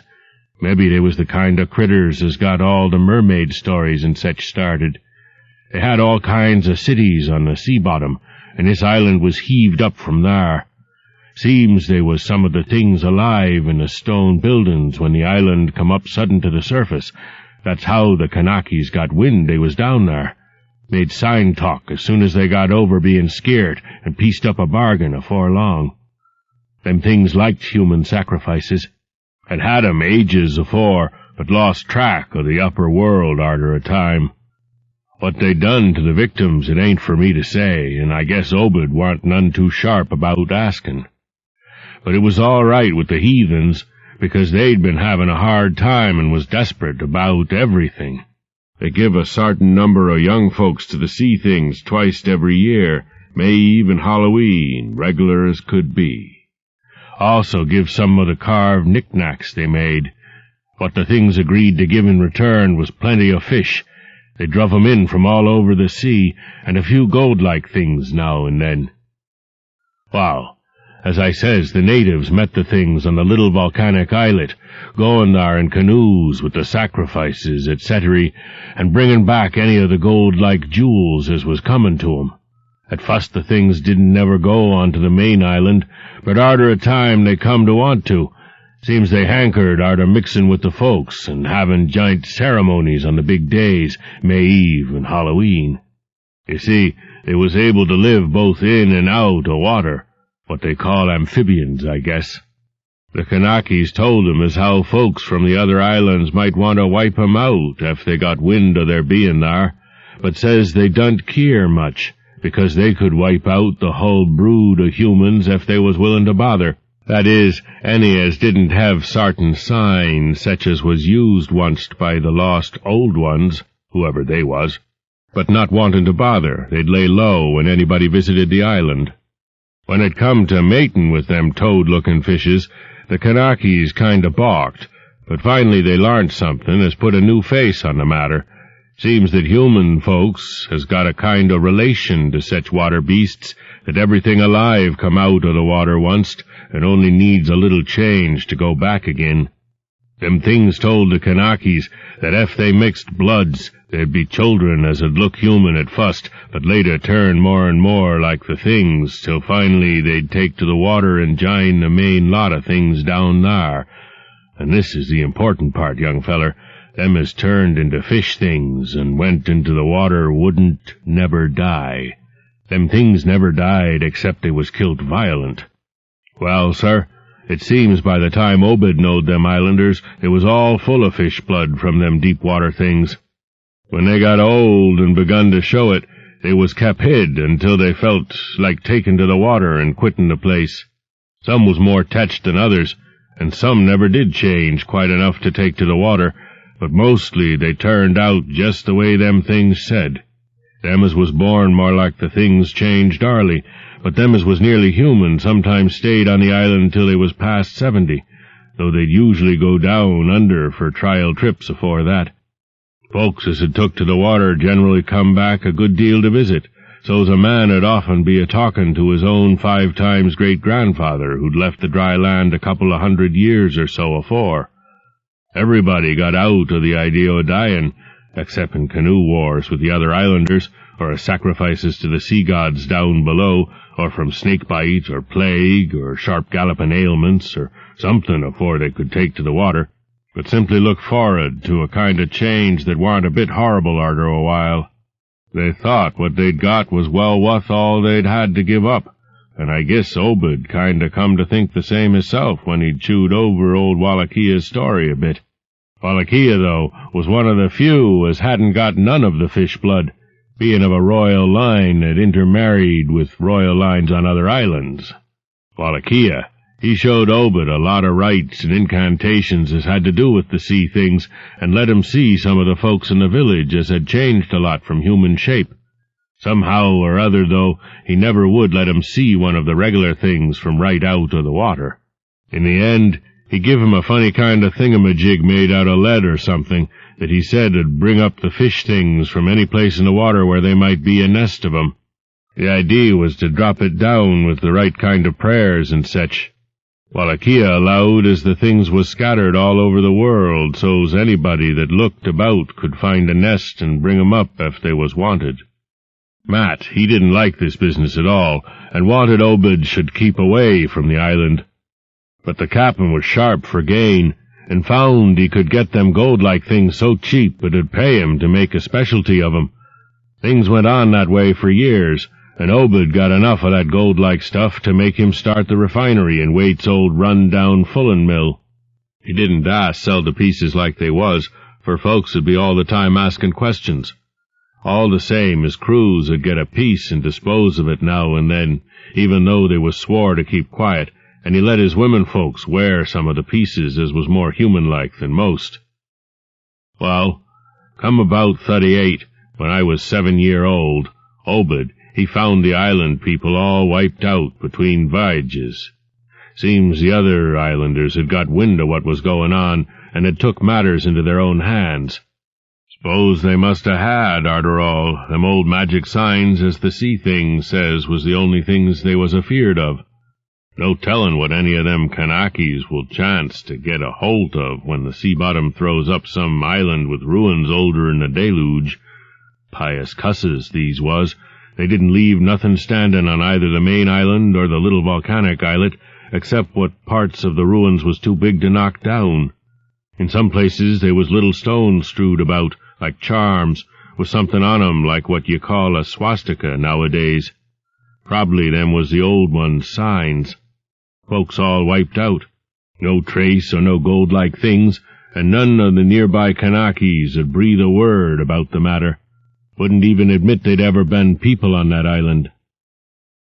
That naturally hit Obed pretty hard, seein' as his normal trade was doin' very poor. It hit the whole of Innsmouth, too, because in seafarin' days what profited the master of a ship generally profited the crew proportionate.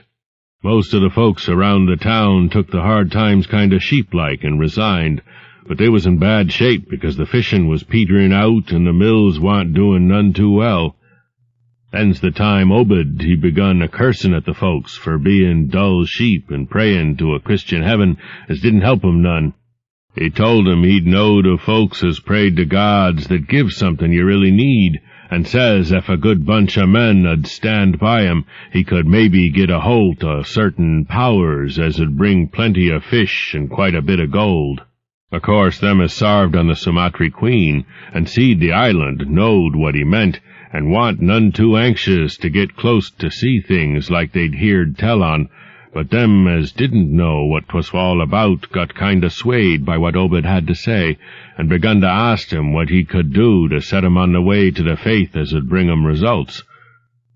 Here the old man faltered, mumbled, and lapsed into a moody and apprehensive silence, glancing nervously over his shoulder, and then turning back to stare fascinatedly at the distant black reef. When I spoke to him he did not answer, so I knew I would have to let him finish the bottle.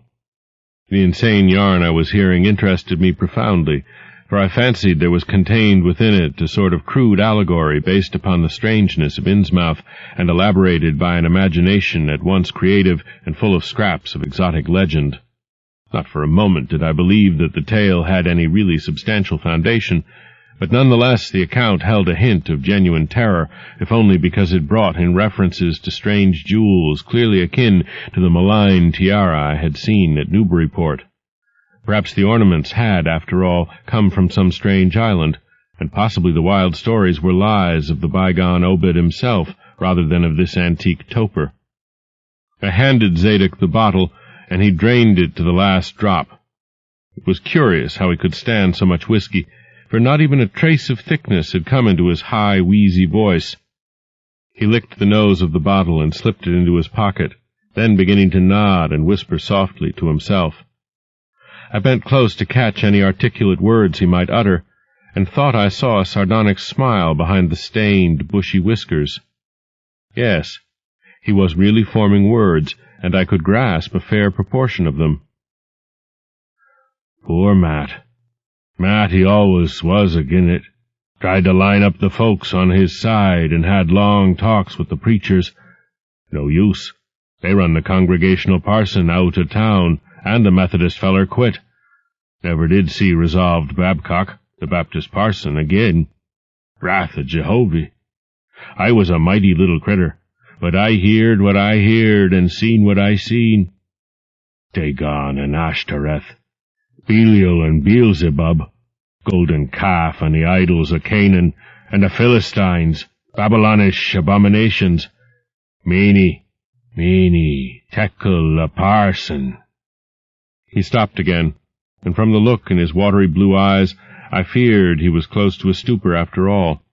But when I gently shook his shoulder, he turned on me with astonishing alertness and snapped out some more obscure phrases. Don't believe me, hey? Heh, heh, heh. Then just tell me, young feller, why Cap'n Obed and 20-odd other folks used to row out to Devil Reef in the dead o' night and chant things so loud you could hear 'em all over town when the wind was right. Tell me that, eh? And tell me why Obed was allus dropping heavy things down into the deep water t'other side of the reef, where the bottom shoots down like a cliff lower'n ye can sound. Tell me what he done with that funny-shaped lead thingamajig as Wallachia give him. Hey, boy? And what did they all howl on May Eve, and agin the next Halloween? And why'd the new church parsons, fellers as used to be sailors, wear them queer robes and cover theirselves with them gold-like things Obed brung? Hey? The watery blue eyes were almost savage and maniacal now, and the dirty white beard bristled electrically. Old Zadok probably saw me shrink back, for he had begun to cackle evilly. Heh, heh, heh, heh. Beginning to see, hey? Maybe you'd like to have been me in them days when I seed things at night out to sea from the cupola top of my house. Oh, I can tell ye, little pitchers have big ears, and I want missing nothing o' what was gossiped about Cap'n Obed and the folks out to the reef. Heh, heh, heh. How about the night I took my pa's ship's glass up to the cupola and seed the reef a-bristling thick with shapes that dove off quick soon's the moon riz. Obed and the folks was in a dory, but them shapes dove off the far side into the deep water and never come up. How'd you like to be a little shaver alone up in a cupola a-watching shapes as want human shapes? Hey? Heh, heh, heh, heh. The old man was getting hysterical, and I began to shiver with a nameless alarm. He laid a gnarled claw on my shoulder, and it seemed to me that its shaking was not altogether that of mirth.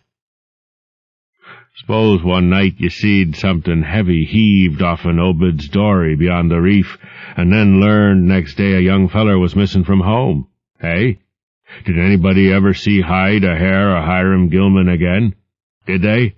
And Nick Pierce, and Llewellyn Waite, and Adoniram Southwick, and Henry Garrison, eh? Heh, heh, heh, heh. Shapes talking sign language with their hands, them as had real hands. Well, sir, that was the time Obed begun to git on his feet again. Folks see his 3 darters a-wearing gold-like things as nobody had never seen on 'em afore, and smoke started comin' out o' the refinery chimbley. Other folks were prosperin' too. Fish begun to swarm into the harbor fit to kill, and heaven knows what sized cargoes we begun to ship out to Newburyport, Arkham, and Boston. 'Twas then Obed got the old branch railroad put through. Some Kingsport fishermen heerd about the ketch and come up in sloops, but they was all lost. Nobody never see 'em again. And just then our folks organized the Esoteric Order of Dagon and bought Masonic Hall offen Calvary Commandery for it. Heh, heh, heh. Matt Elliott was a Mason and agin the selling, but he dropped out o' sight just then. Remember, I ain't saying Obed was set on having things just like they was on that Kanaki Isle. I don't think he aimed at fust to do no mixin', nor raise no young'uns to take to the water and turn into fishes with eternal life. He wanted them gold things, and was willin' to pay heavy, and I guess the others was satisfied for a while. Come in 46, the town done some lookin' and thinkin' for itself. Too many folks missin'. Too much wild preachin' at meetin' of a Sunday, too much talk about that reef. I guess I done a bit by tellin' Selectman Mowry what I see from the cupola. There was a party one night as follered Obed's crowd out to the reef, and I heerd shots betwixt the dories. Next day Obed and 32 others was in jail, with everybody a-wonderin' just what was afoot, and just what charge agin 'em could be got to Holt. God, if anybody'd looked ahead, a couple of weeks later when nothing had been throwed into the sea for that long. Zadok was showing signs of fright and exhaustion, and I let him keep silence for a while, though glancing apprehensively at my watch. The tide had turned and was coming in now, and the sound of the waves seemed to arouse him. I was glad of that tide, for at high water the fishy smell might not be so bad. Again I strained to catch his whispers. That awful night, I seed 'em. I was up in the cupola. Hordes of 'em, swarms of 'em, all over the reef and swimmin' up the harbor into the Monuxet. God, what happened in the streets of Innsmouth that night? They rattled our door, but Pa wouldn't open. Then he clum out the kitchen winder with his musket to find Selectman Mowry and see what he could do. Mounds of the dead and the dying, shots and screams, shouting in Old Square and Town Square and New Church Green. Jail throwed open. Proclamation. Treason. Called it the plague when folks come in and found half our people missing. Nobody left but them as had jine in with Obed and them things or else keep quiet. Never heard of my pa no more. The old man was panting and perspiring profusely. His grip on my shoulder tightened. Everything cleaned up in the morning, but they was traces. Obed, he kinder takes charge and says things is going to be changed. Others'll worship with us at meetin' time, and sartin houses has got to entertain guests. They wanted to mix like they done with the Kanaki's, and he, for one, didn't feel bound to stop 'em. Far gone was Obed, just like a crazy man on the subject. He says they brung us fish and treasure, and should have what they hankered arter. Nothin' was to be different on the outside, only we was to keep shy of strangers if we knowed what was good for us. We all had to take the oath of Dagon, and later on they was second and third oaths that some on us took. Them as 'ud help special, that get special rewards, gold and sech. No use balkin', for they was millions of 'em down there. They'd rather not start rising and wiping out humankind, but if they was gave away and forced to, they could do a lot toward just that. We didn't have them old charms to cut 'em off like folks in the South Sea did, and them Kanakis wouldn't never give away their secrets. Yield up enough sacrifices and savage knickknacks and harborage in the town when they wanted it, and they'd let well enough alone. Wouldn't bother no strangers as might bear tales outside, that is, without they got pryin'. All in the band of the faithful, order a Dagon, and the children should never die, but go back to the Mother Hydra and Father Dagon, what we all come from onct. Ya, ya, Thulu Ftagen, Fenglui Glaunaf, Thulu Rilya, Ga Nagel Ftagen. Old Zadok was fast lapsing into stark raving, and I held my breath. Poor old soul! To what pitiful depths of hallucination had his liquor, plus his hatred of the decay, alienage, and disease around him, brought that fertile, imaginative brain? He began to moan now, and tears were coursing down his channeled cheeks into the depths of his beard. God, what I seen since I was 15-year-old. Meeny, tekel a parson. The folks as was missin', and them as kilt theirselves, them as told things in Arkham or Ipswich or such places was all called crazy, like you're a-callin' me right now. But God, what I seen. They'd a-kilt me long ago for what I know, only I took the fust and second oaths of Dagon off an Obed, so was protected unless in a jury of 'em proved I told things knowin' and deliberate. But I wouldn't take the third oath. I'd a died rather than take that. It got wuss around Civil War time, when children born since 46 begun to grow up. Some of 'em, that is. I was afeard. Never did no pryin' arter that awful night, and never see one of them close to in all my life. That is, never no full-blooded one. I went to the war, and if I'd had any guts or sense, I'd never come back, but settled away from here. But folks wrote me things wa'n't so bad. That, I suppose, was because government draftmen was in town arter 63. Arter the war it was just as bad again. People begun to fall off. Mills and shops shut down, shipping stopped, and the harbor choked up, railroad give up. But they never stopped swimming in and out of the river from that cursed reef of Satan, and more attic windows got boarded up, and more noises was heard in houses as wa'n't s'posed to have nobody in 'em. Folks outside have their stories about us.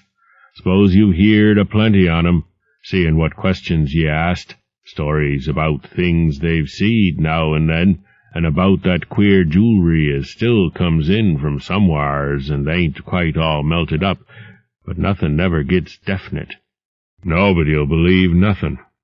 They call them gold-like things pirate loot, and allow the Innsmouth folks has furrin blood or is distempered or something. Besides, them that lives here shoo off as many strangers as they kin, and encourage the rest not to get very cur'ous, especially round night time. Beasts balk at the critters. Hosses wuss'n mules, but when they got autos, that was all right. In 46, Captain Obed took a second wife that nobody in the town never see. Some says he didn't want to, but was made to by them as he'd called in. Had 3 children by her. 2 has disappeared young, but one gal has looked like anybody else and was educated in Europe. Obed finally got her married off by a trick to an Arkham feller as didn't suspect nothing. But nobody outside'll have nothing to do with Innsmouth folks now. Barnabas Marsh, that runs the refinery now, is Obed's grandson by his first wife, son of Onesiphorus, his eldest son, but his mother was another of them as wa'n't never seed outdoors. Right now Barnabas is about changed. Can't shut his eyes no more, and is all out of shape. They say he still wears clothes, but he'll take to the water soon. Maybe he's tried it already. They do sometimes go down for little spells afore they go for good. Ain't been seed about in public for nigh on 10 year. Don't know how his poor wife can feel. She come from Ipswich, and they nigh lynched Barnabas when he courted her 50-odd year ago. Obed, he died in 78, and all the next generation is gone now. The first wife's children dead, and the rest, God knows. The sound of the incoming tide was now very insistent, and little by little it seemed to change the old man's mood from maudlin tearfulness to watchful fear. He would pause now and then to renew those nervous glances over his shoulder or out toward the reef, and despite the wild absurdity of his tale, I could not help beginning to share his vague apprehensiveness. Zadok now grew shriller, and seemed to be trying to whip up his courage with louder speech. "Hey, you! Why don't you say something? How'd you like to be living in a town like this, with everything a-rotten and a-dying, and boarded-up monsters crawling and bleating and barking and hopping around black cellars and attics every way you turn, hey? How'd you like to hear the howling night arter night from the churches and order a Dagon Hall, and know what's doing part of the howling?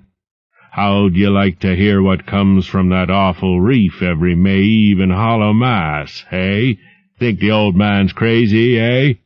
Well, sir, let me tell you, that ain't the wust." Zadok was really screaming now, and the mad frenzy of his voice disturbed me more than I care to own. "Curse ye, don't set there a-staring at me with them eyes. I tell Obed Marsh he's in hell, and has got to stay there. In hell, I says.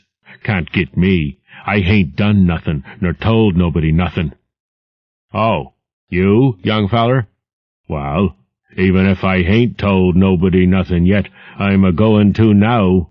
You just set still and listen to me, boy. This is what I ain't never told nobody. I says I didn't do no pryin' arter that night, but I found things out just the same. You want to know what the real horror is, hey? Well, it's this. It ain't what them fish devils has done, but what they're a-goin' to do. They're a-bringin' things up out o' where they come from into the town, been doin' it for years and slackening up lately. Them houses north of the river betwixt Water and Main Streets is full of 'em. Them devils and what they brung. And when they git ready, I say, when they git ready. Ever hear tell of a Shoggoth? Hey, d'ye hear me? I tell you, I know what them things be. I seen 'em one night when... Yeah! The hideous suddenness and inhuman frightfulness of the old man's shriek almost made me faint. His eyes, looking past me toward the malodorous sea, were positively starting from his head, while his face was a mask of fear worthy of Greek tragedy. His bony claw dug monstrously into my shoulder, and he made no motion as I turned my head to look at whatever he had glimpsed. There was nothing that I could see, only the incoming tide, with perhaps one set of ripples more local than the long-flung line of breakers. But now Zadok was shaking me, and I turned back to watch the melting of that fear-frozen face into a chaos of twitching eyelids and mumbling gums. Presently his voice came back, albeit as a trembling whisper. "Get out o' here. Get out o' here. They seen us. Get out for your life. Don't wait for nothing. They know now. Run for it. Quick. Out o' this town." Another heavy wave dashed against the loosening masonry of the bygone wharf and changed the mad ancient's whisper to another inhuman and blood-curdling scream. "Yah! Yah!" Before I could recover my scattered wits, he had relaxed his clutch on my shoulder and dashed wildly inland toward the street, reeling northward around the ruined warehouse wall. I glanced back at the sea, but there was nothing there. And when I reached Water Street and looked along it toward the north, there was no remaining trace of Zadok Allen. 4. I can hardly describe the mood in which I was left by this harrowing episode, an episode at once mad and pitiful, grotesque and terrifying. The grocery boy had prepared me for it, yet the reality left me none the less bewildered and disturbed. Puerile though the story was, old Zadok's insane earnestness and horror had communicated to me a mounting unrest which joined with my earlier sense of loathing for the town and its blight of intangible shadow. Later I might sift the tale and extract some nucleus of historic allegory. Just now I wished to put it out of my head. The hour had grown perilously late. My watch said 7:15, and the Arkham bus left Town Square at 8, so I tried to give my thoughts as neutral and practical a cast as possible, meanwhile walking rapidly through the deserted streets of gaping roofs and leaning houses toward the hotel where I had checked my valise and would find my bus.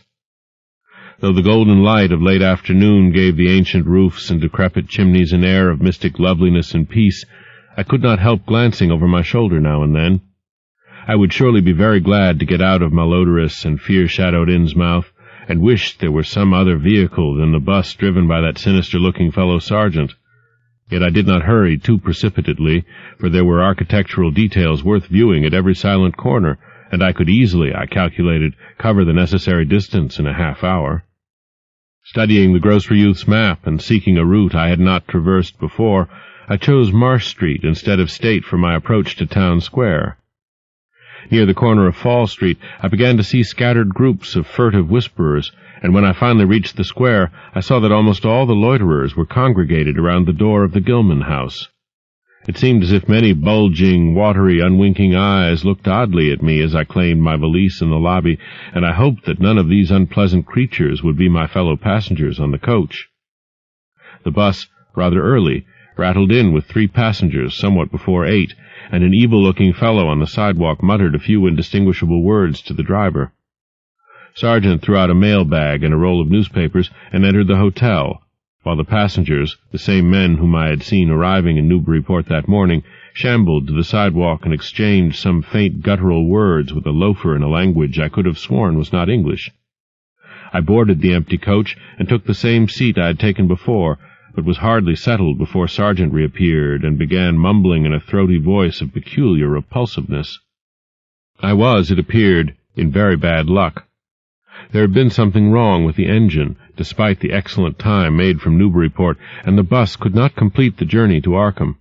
No, it could not possibly be repaired that night, nor was there any other way of getting transportation out of Innsmouth, either to Arkham or elsewhere. Sergeant was sorry, but I would have to stop over at the Gilman. Probably the clerk would make the price easy for me, but there was nothing else to do. Almost dazed by this sudden obstacle, and violently dreading the fall of night in this decaying and half-unlighted town, I left the bus and re-entered the hotel lobby, where the sullen, queer-looking night clerk told me I could have room 428 on next the top floor, large, but without running water, for $1. Despite what I had heard of this hotel in Newburyport, I signed the register, paid my $1, let the clerk take my valise, and followed that sour, solitary attendant up 3 creaking flights of stairs, past dusty corridors which seemed wholly devoid of life. My room, a dismal rear one with 2 windows and bare, cheap furnishings, overlooked a dingy courtyard otherwise hemmed in by low, deserted brick blocks, and commanded a view of decrepit westward-stretching roofs with a marshy countryside beyond. At the end of the corridor was a bathroom, a discouraging relic with ancient marble bowl, tin tub, faint electric light, and musty wooden paneling around all the plumbing fixtures. It being still daylight, I descended to the square and looked around for a dinner of some sort, noticing as I did so the strange glances I received from the unwholesome loafers. Since the grocery was closed, I was forced to patronize the restaurant I had shunned before. A stooped, narrow-headed man with staring, unwinking eyes and a flat-nosed wench with unbelievably thick, clumsy hands being in attendance. The service was of the counter type, and it relieved me to find that much was evidently served from cans and packages. A bowl of vegetable soup with crackers was enough for me, and I soon headed back for my cheerless room at the Gilman, getting an evening paper and a fly-specked magazine from the evil-visaged clerk at the rickety stand beside his desk. As twilight deepened, I turned on the one feeble electric bulb over the cheap, iron-framed bed and tried as best I could to continue the reading I had begun. I felt it advisable to keep my mind wholesomely occupied, for it would not do to brood over the abnormalities of this ancient, blight-shadowed town while I was still within its borders. The insane yarn I had heard from the aged drunkard did not promise very pleasant dreams, and I felt I must keep the image of his wild, watery eyes as far as possible from my imagination. Also, I must not dwell on what that factory inspector had told the Newburyport ticket agent about the Gilman house and the voices of its nocturnal tenants. Not on that, nor on the face beneath the tiara and the black church doorway, the face for whose horror my conscious mind could not account. It would perhaps have been easier to keep my thoughts from disturbing topics had the room not been so gruesomely musty.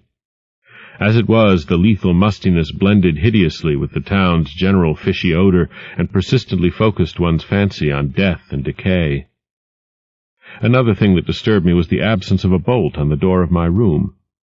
One had been there, as marks clearly showed, but there were signs of recent removal. No doubt it had become out of order, like so many other things in this decrepit edifice. In my nervousness, I looked around and discovered a bolt on the clothes press, which seemed to be of the same size, judging from the marks, as the one formerly on the door. To gain a partial relief from the general tension, I busied myself by transferring this hardware to the vacant place with the aid of a handy 3-in-1 device, including a screwdriver which I kept on my keyring. The bolt fitted perfectly, and I was somewhat relieved when I knew that I could shoot it firmly upon retiring. Not that I had any real apprehension of its need, but that any symbol of security was welcome in an environment of this kind. There were adequate bolts on the 2 lateral doors to connecting rooms, and these I proceeded to fasten. I did not undress, but decided to read till I was sleepy and then lie down with only my coat, collar, and shoes off. Taking a pocket flashlight from my valise, I placed it in my trousers so that I could read my watch if I woke up later in the dark. Drowsiness, however, did not come, and when I stopped to analyze my thoughts, I found to my disquiet that I was really unconsciously listening for something which I dreaded but could not name. That inspector's story must have worked on my imagination more deeply than I had suspected. Again I tried to read, but found that I made no progress. After a time I seemed to hear the stairs and corridors creak at intervals, as if with footsteps, and wondered if the other rooms were beginning to fill up. There were no voices, however, and it struck me that there was something subtly furtive about the creaking. I did not like it, and debated whether I had better try to sleep at all. This town had some queer people, and there had undoubtedly been several disappearances. Was this one of those inns where travelers were slain for their money? Surely I had no look of excessive prosperity. Or were the townsfolk really so resentful about curious visitors? Had my obvious sightseeing with its frequent map consultations aroused unfavorable notice? It occurred to me that I must be in a highly nervous state to let a few random creakings set me off speculating in this fashion, but I regretted none the less that I was unarmed. At length, feeling a fatigue which had nothing of drowsiness in it, I bolted the newly outfitted hall door, turned off the light, and threw myself down on the hard, uneven bed, coat, collar, shoes, and all. In the darkness, every faint noise of the night seemed magnified, and a flood of doubly unpleasant thoughts swept over me. I was sorry I had put out the light, yet too tired to rise and turn it on again. Then, after a long, dreary interval, and prefaced by a fresh creaking of stairs and corridor, there came that soft, damnably unmistakable sound which seemed like a malign fulfillment of all my apprehensions. Without the least shadow of a doubt, the lock on my hall door was being tried, cautiously, furtively, tentatively, with a key. My sensations upon recognizing this sign of actual peril were perhaps less rather than more tumultuous because of my previous vague fears. I had been, albeit without definite reason, instinctively on my guard, and that was to my advantage in the new and real crisis, whatever it might turn out to be. Nevertheless, the change in the menace from vague premonition to immediate reality was a profound shock, and fell upon me with the force of a genuine blow. It never once occurred to me that the fumbling might be a mere mistake. Malign purpose was all I could think of, and I kept deathly quiet, awaiting the would-be intruder's next move. After a time the cautious rattling ceased, and I heard the room to the north entered with a pass-key. Then the lock of the connecting door to my room was softly tried. The bolt held, of course, and I heard the floor creak as the prowler left the room. After a moment there came another soft rattling, and I knew that the room to the south of me was being entered. Again a furtive trying of a bolt-connecting door, and again a receding creaking. This time the creaking went along the hall and down the stairs, so I knew that the prowler had realized the bolted condition of my doors and was giving up his attempt for a greater or lesser time, as the future would show. The readiness with which I fell into a plan of action proves that I must have been subconsciously fearing some menace and considering possible avenues of escape for hours. From the first I felt that the unseen fumbler meant a danger not to be met or dealt with, but only to be fled from as precipitately as possible. The one thing to do was to get out of that hotel alive as quickly as I could, and through some channel other than the front stairs and lobby. Rising softly and throwing my flashlight on the switch, I sought to light the bulb over my bed in order to choose and pocket some belongings for a swift, valiseless flight.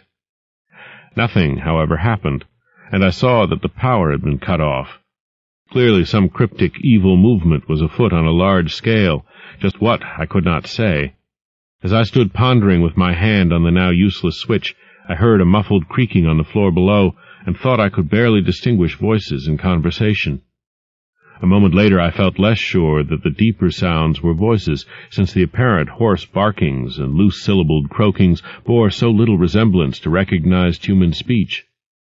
Then I thought with renewed force of what the factory inspector had heard in the night in this moldering and pestilential building. Having filled my pockets with the flashlight's aid, I put on my hat and tiptoed to the windows to consider chances of descent. Despite the state's safety regulations, there was no fire escape on this side of the hotel, and I saw that my windows commanded only a sheer 3-story drop to the cobbled courtyard. On the right and left, however, some ancient brick business blocks abutted on the hotel, their slant roofs coming up to a reasonable jumping distance from my 4th-story level.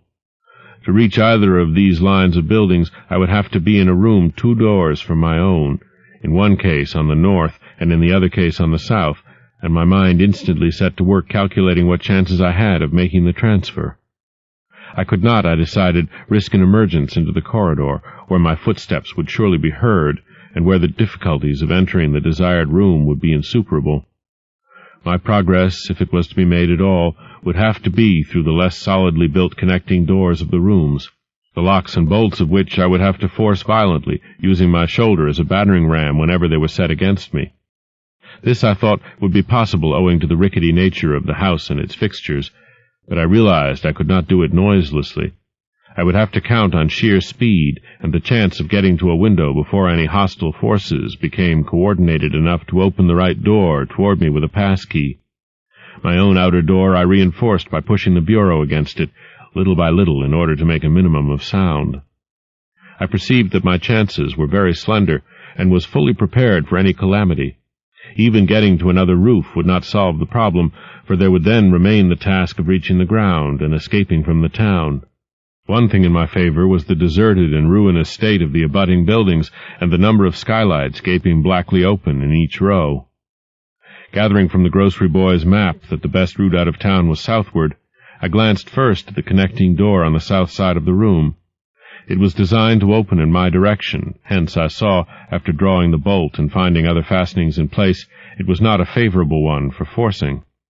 Accordingly, abandoning it as a route, I cautiously moved the bedstead against it to hamper any attack which might be made on it later from the next room. The door on the north was hung to open away from me, and this, though a test proved it to be locked or bolted from the other side, I knew must be my route. If I could gain the roofs of the buildings in Payne Street and descend successfully to the ground level, I might perhaps dart through the courtyard and the adjacent or opposite buildings to Washington or Bates, or else emerge in Payne and edge around southward into Washington. In any case, I would aim to strike Washington somehow and get quickly out of the town square region. My preference would be to avoid Payne, since the fire station there might be open all night. As I thought of these things, I looked out over the squalid sea of decaying roofs below me, now brightened by the beams of a moon not much past full. On the right, the black gash of the river gorge clove the panorama, abandoned factories and railway station clinging barnacle-like to its sides. Beyond it, the rusted railway and the Rowley Road led off through a flat, marshy terrain dotted with islets of higher and drier scrub-grown land. On the left, the creek-threaded countryside was nearer, the narrow road to Ipswich gleaming white in the moonlight. I could not see from my side of the hotel the southward route toward Arkham which I had determined to take. I was irresolutely speculating on when I had better attack the northward door, and on how I could least audibly manage it, when I noticed that the vague noises underfoot had given place to a fresh and heavier creaking of the stairs. A wavering flicker of light showed through my transom, and the boards of the corridor began to groan with a ponderous load. Muffled sounds of possible vocal origin approached, and at length a firm knock came at my outer door. For a moment I simply held my breath and waited. Eternities seemed to elapse, and the nauseous, fishy odor of my environment seemed to mount suddenly and spectacularly. Then the knocking was repeated, continuously and with growing insistence. I knew that the time for action had come, and forthwith drew the bolt of the northward connecting door, bracing myself for the task of battering it open.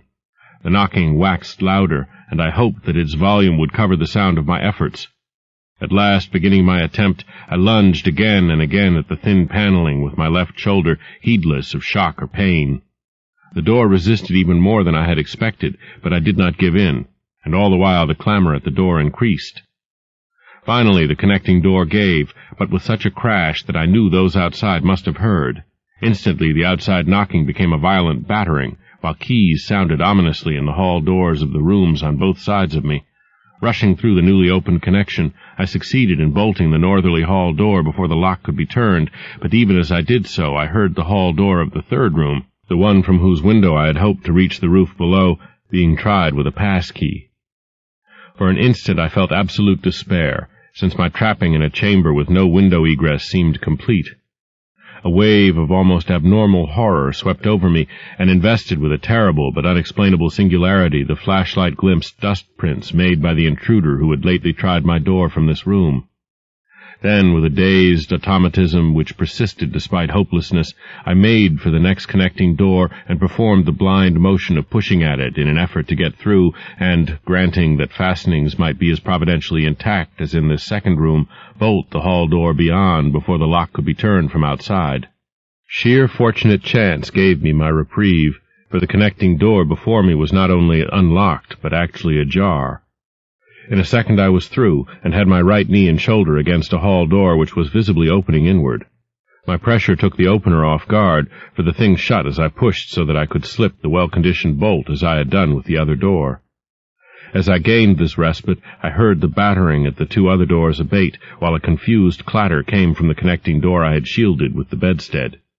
Evidently the bulk of my assailants had entered the southerly room and were massing in a lateral attack. But at the same moment a pass-key sounded in the next door to the north, and I knew that a nearer peril was at hand. The northward connecting door was wide open, but there was no time to think about checking the already turning lock in the hall. All I could do was to shut and bolt the open connecting door, as well as its mate on the opposite side, pushing a bedstead against the one and a bureau against the other, and moving a washstand in front of the hall door. I saw, trust to such makeshift barriers to shield me till I could get out the window and on the roof of the Payne Street block. But even in this acute moment my chief horror was something apart from the immediate weakness of my defenses.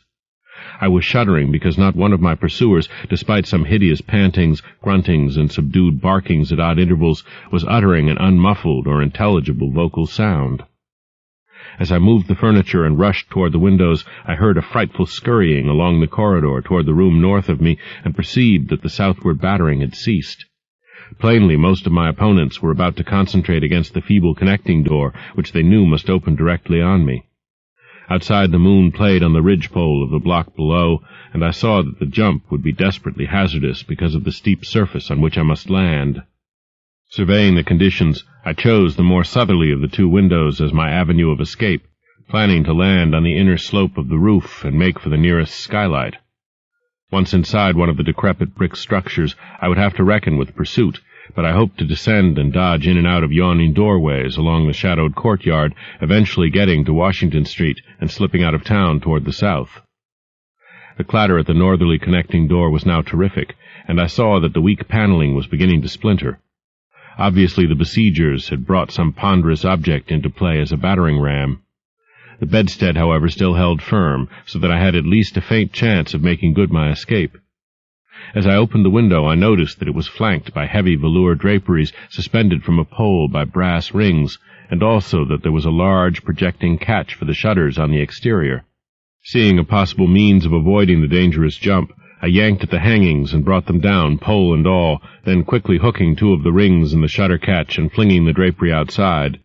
The heavy folds reached fully to the abutting roof, and I saw that the rings and catch would be likely to bear my weight. So climbing out of the window and down the improvised rope ladder, I left behind me forever the morbid and horror-infested fabric of the Gilman house.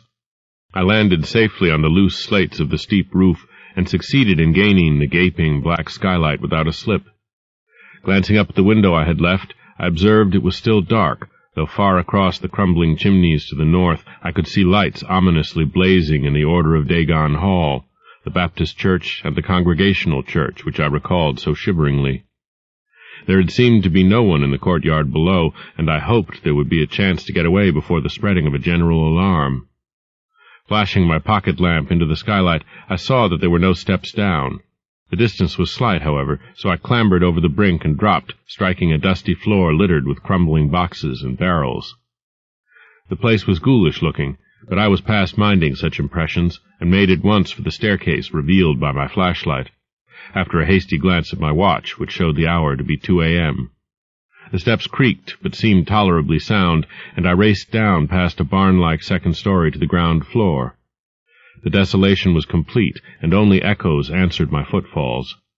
At length I reached the lower hall, at one end of which I saw a faint luminous rectangle marking the ruined Payne Street doorway.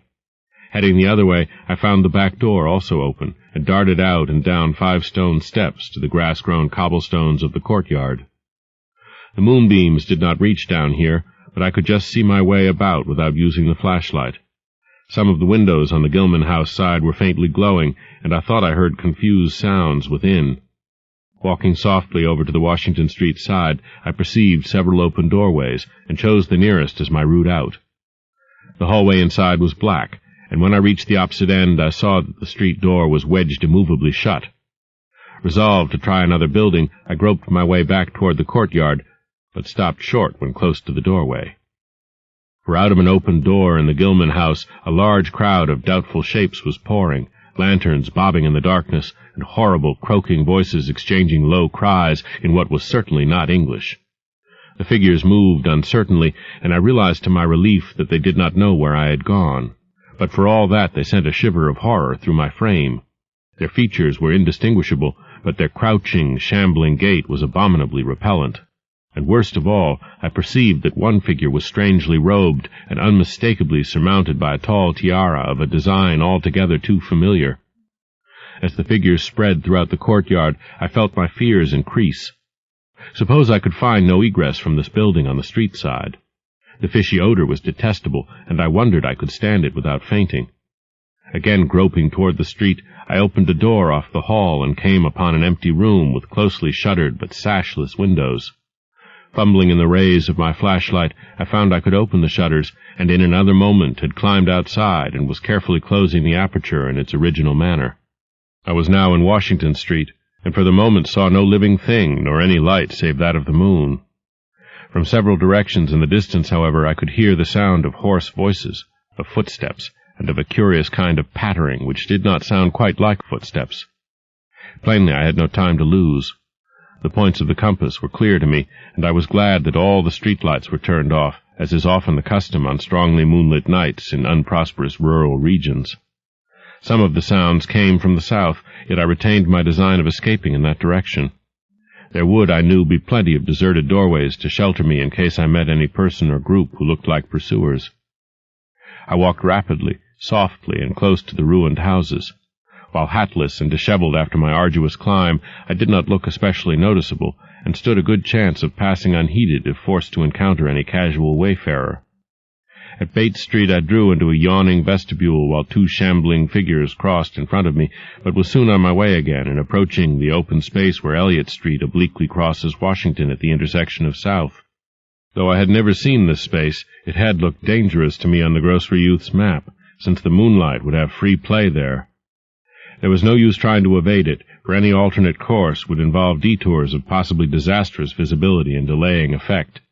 The only thing to do was to cross it boldly and openly, imitating the typical shamble of the Innsmouth folk as best I could, and trusting that no one, or at least no pursuer of mine, would be there. Just how fully the pursuit was organized, and indeed just what its purpose might be, I could form no idea. There seemed to be unusual activity in the town, but I judged that the news of my escape from the Gilman had not yet spread. I would, of course, soon have to shift from Washington to some other southward street, for that party from the hotel would doubtless be after me. I must have left dust prints in that last old building, revealing how I had gained the street. The open space was, as I had expected, strongly moonlit, and I saw the remains of a park-like, iron-railed green in its center. Fortunately, no one was about, though a curious sort of buzz or roar seemed to be increasing in the direction of Town Square. South Street was very wide, leading directly down a slight declivity to the waterfront and commanding a long view out at sea, and I hoped that no one would be glancing up it from afar as I crossed in the bright moonlight. My progress was unimpeded, and no fresh sound arose to hint that I had been spied. Glancing about me, I involuntarily let my pace slacken for a second to take in the sight of the sea, gorgeous in the burning moonlight at the street's end. Far out beyond the breakwater was the dim, dark line of Devil Reef, and as I glimpsed it, I could not help thinking of all the hideous legends I had heard in the last 34 hours, legends which portrayed this ragged rock as a veritable gateway to realms of unfathomed horror and inconceivable abnormality. Then, without warning, I saw the intermittent flashes of light on the distant reef. They were definite and unmistakable, and awaked in my mind a blind horror beyond all rational proportion. My muscles tightened for panic flight, held in only by a certain unconscious caution and half-hypnotic fascination. And to make matters worse, there now flashed forth from the lofty cupola of the Gilman house, which loomed up to the northeast behind me, a series of analogous though differently spaced gleams, which could be nothing less than an answering signal.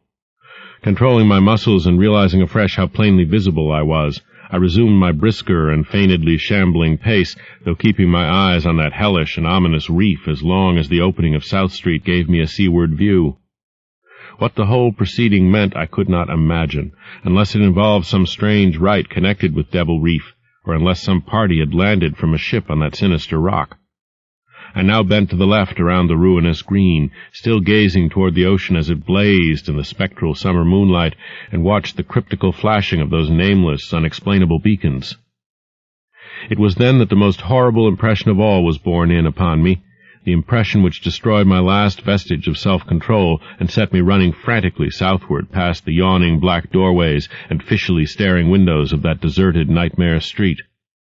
For at a closer glance I saw that the moonlit waters between the reef and the shore were far from empty, They were alive with a teeming horde of shapes swimming inward toward the town, and even at my vast distance and in my single moment of perception I could tell that the bobbing heads and flailing arms were alien and aberrant in a way scarcely to be expressed or consciously formulated. End of Side 9. To continue, turn the cassette over. Side 10. Tales of H.P. Lovecraft by H.P. Lovecraft. Continuing with The Shadow over Innsmouth on page 263. My frantic running ceased before I had covered a block, for at my left I began to hear something like the hue and cry of organized pursuit. There were footsteps and guttural sounds, and a rattling motor wheezed south along Federal Street. In a second all my plans were utterly changed, for if the southward highway were blocked ahead of me, I must clearly find another egress from Innsmouth.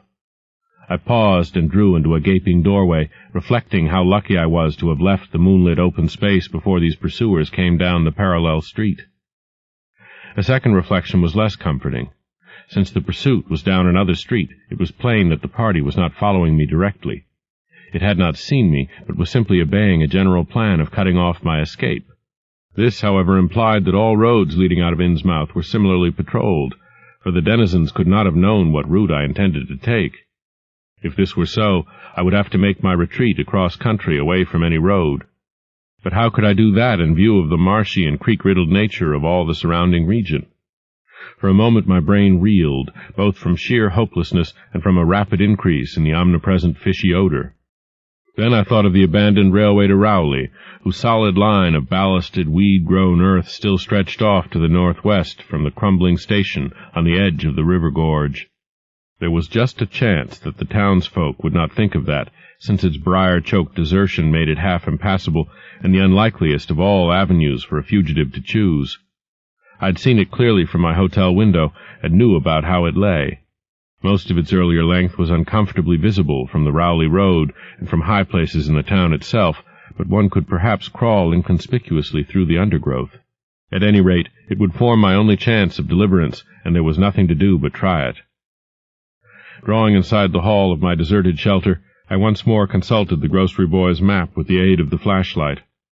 The immediate problem was how to reach the ancient railway, and I now saw that the safest course was ahead to Babson Street, then west to Lafayette, there edging around but not crossing an open space homologous to the one I had traversed, and subsequently back northward and westward in a zigzagging line through Lafayette, Bates, Adams, and Banks Streets, the latter skirting the river gorge to the abandoned and dilapidated station I had seen from my window. My reason for going ahead to Babson was that I wished neither to recross the earlier open space nor to begin my westward course along a cross-street as broad as south.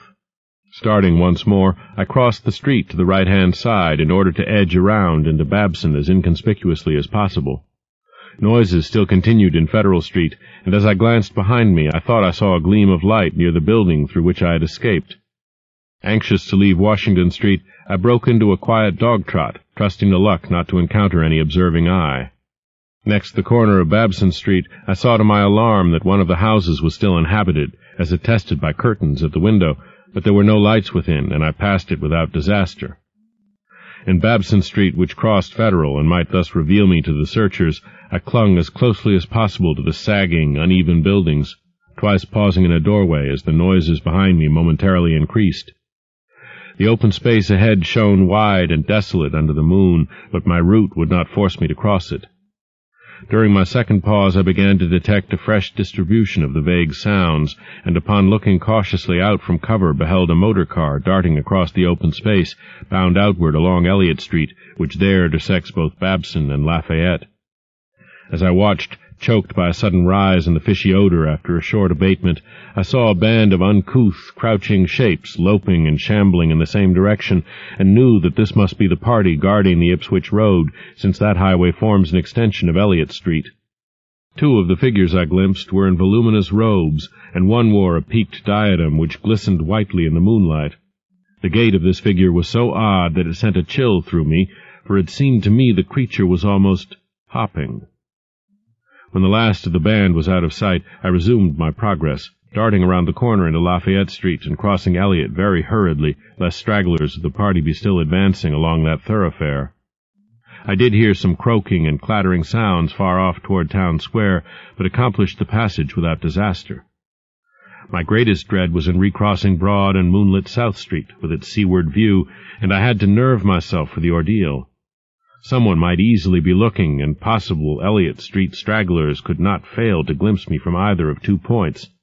At the last moment I decided I had better slacken my trot and make the crossing as before in the shambling gait of an average Innsmouth native. When the view of the water again opened out, this time on my right, I was half determined not to look at it at all. I could not, however, resist, but cast a sidelong glance as I carefully and imitatively shambled toward the protecting shadows ahead. There was no ship visible, as I had half expected there would be. Instead, the first thing which caught my eye was a small rowboat pulling in toward the abandoned wharves and laden with some bulky, tarpaulin-covered object. Its rowers, though distantly and indistinctly seen, were of an especially repellent aspect. Several swimmers were still discernible, while on the far black reef I could see a faint, steady glow, unlike the winking beacon visible before, and of a curious color which I could not precisely identify. Above the slant roofs ahead and to the right there loomed the tall cupola of the Gilman house, but it was completely dark. The fishy odor, dispelled for a moment by some merciful breeze, now closed in again with maddening intensity. I had not quite crossed the street when I heard a muttering band advancing along Washington from the north. As they reached the broad open space where I had had my first disquieting glimpse of the moonlit water, I could see them plainly only a block away, and was horrified by the bestial abnormality of their faces and the dog-like subhumanness of their crouching gait. One man moved in a positively simian way, with long arms frequently touching the ground, while another figure, robed and tiaraed, seemed to progress in an almost hopping fashion. I judged this party to be the one I had seen in the Gilman's courtyard, the one therefore most closely on my trail. As some of the figures turned to look in my direction, I was transfixed with fright, yet managed to preserve the casual, shambling gait I had assumed. To this day I do not know whether they saw me or not. If they did, my stratagem must have deceived them, for they passed on across the moonlit space without varying their course, meanwhile croaking and jabbering in some hateful guttural patois I could not identify. Once more in shadow, I resumed my former dog-trot past the leaning and decrepit houses that stared blankly into the night. Having crossed the western sidewalk, I rounded the nearest corner into Bates Street, where I kept close to the buildings on the southern side. I passed 2 houses showing signs of habitation, one of which had faint lights in upper rooms, yet met with no obstacle. As I turned into Adams Street, I felt measurably safer, but received a shock when a man reeled out of a black doorway directly in front of me. He proved, however, too hopelessly drunk to be a menace, so that I reached the dismal ruins of the Bank Street warehouses in safety. No one was stirring in that dead street beside the river gorge, and the roar of the waterfalls quite drowned my footsteps. It was a long dog-trot to the ruined station, and the great brick warehouse walls around me seemed somehow more terrifying than the fronts of private houses. At last I saw the ancient arcaded station, or what was left of it, and made directly for the tracks that started from its farther end. The rails were rusty, but mainly intact, and not more than half the ties had rotted away. Walking or running on such a surface was very difficult, but I did my best, and on the whole made very fair time. For some distance the line kept on along the gorge's brink, but at length I reached the long covered bridge where it crossed the chasm at a dizzy height. The condition of this bridge would determine my next step. If humanly possible, I would use it. If not, I would have to risk more street wandering and take the nearest intact highway bridge. The vast, barn-like length of the old bridge gleamed spectrally in the moonlight, and I saw that the ties were safe for at least a few feet within. Entering, I began to use my flashlight, and was almost knocked down by the cloud of bats that flapped past me. About halfway across there was a perilous gap in the ties which I feared for a moment would halt me, but in the end I risked a desperate jump, which fortunately succeeded. I was glad to see the moonlight again when I emerged from that macabre tunnel. The old tracks crossed River Street at grade, and at once veered off into a region increasingly rural and with less and less of Innsmouth's abhorrent fishy odor. Here the dense growth of weeds and briars hindered me and cruelly tore my clothes, but I was none the less glad that they were there to give me concealment in case of peril. I knew that much of my route must be visible from the Rowley Road. The marshy region began very shortly, with the single track on a low, grassy embankment where the weedy growth was somewhat thinner. Then came a sort of island of higher ground where the line passed through a shallow open cut choked with bushes and brambles. I was very glad of this partial shelter, since at this point the Rowley Road was uncomfortably near according to my window view. At the end of the cut it would cross the track and swerve off to a safer distance, but meanwhile I must be exceedingly careful. I was by this time thankfully certain that the railway itself was not patrolled. Just before entering the cut I glanced behind me, but saw no pursuer.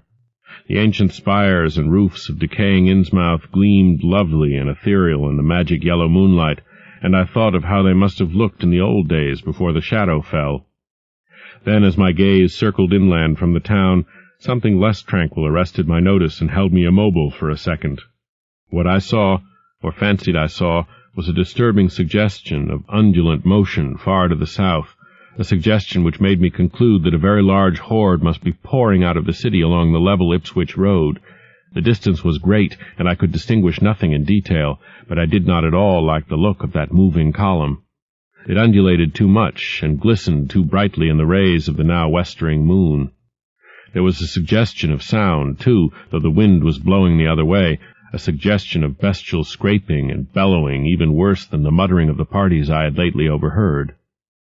All sorts of unpleasant conjectures crossed my mind.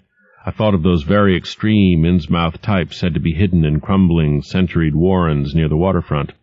I thought, too, of those nameless swimmers I had seen.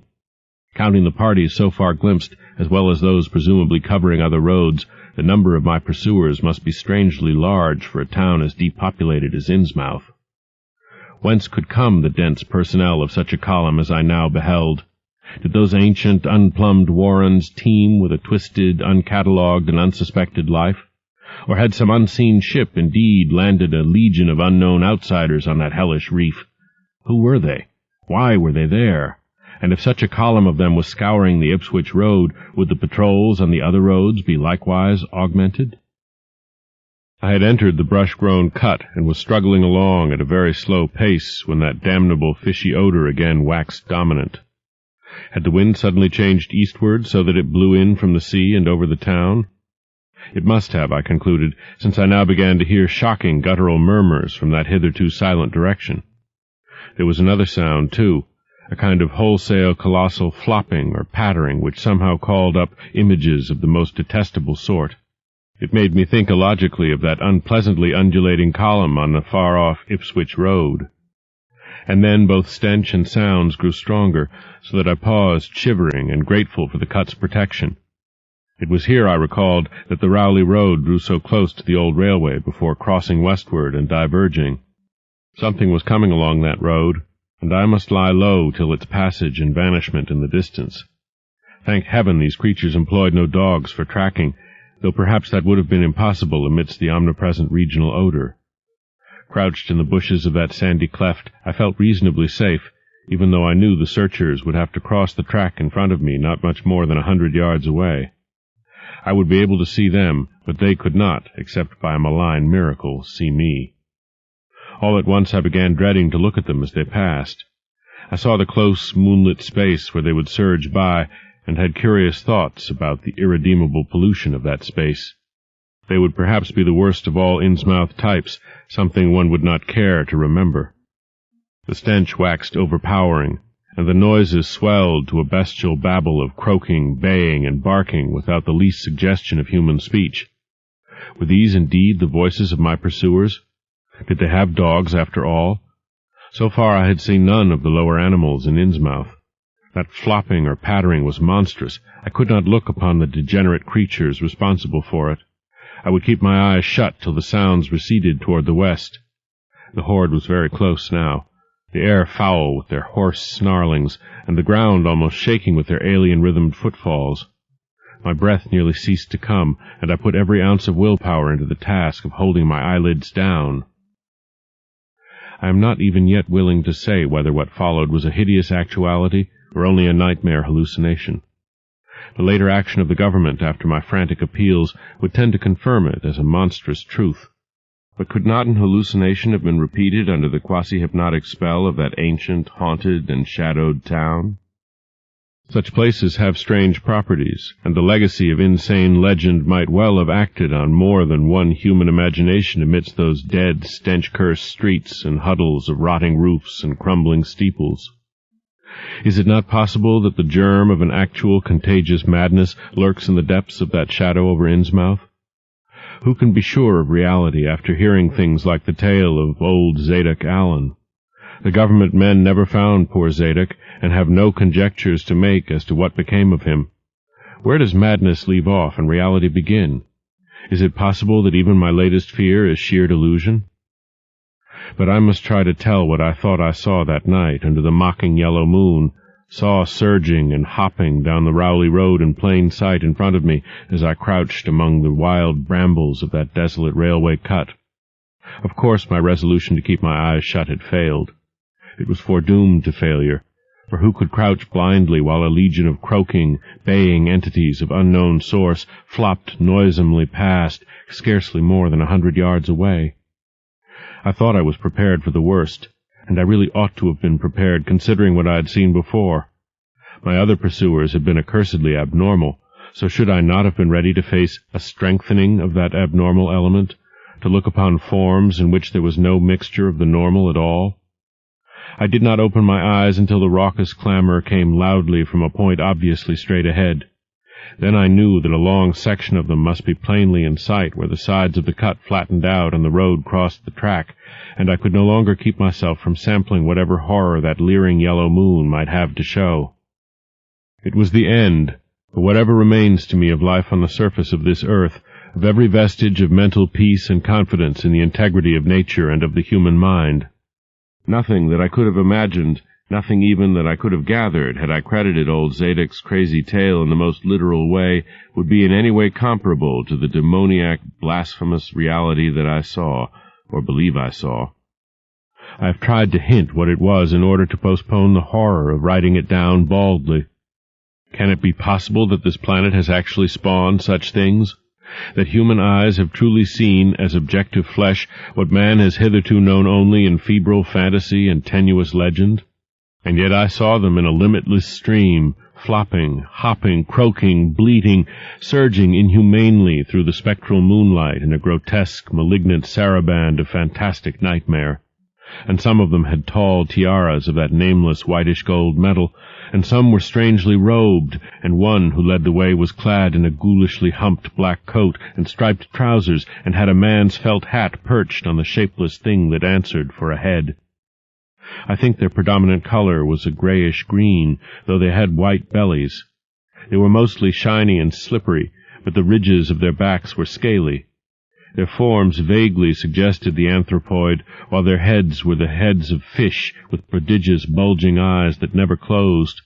At the sides of their necks were palpitating gills, and their long paws were webbed.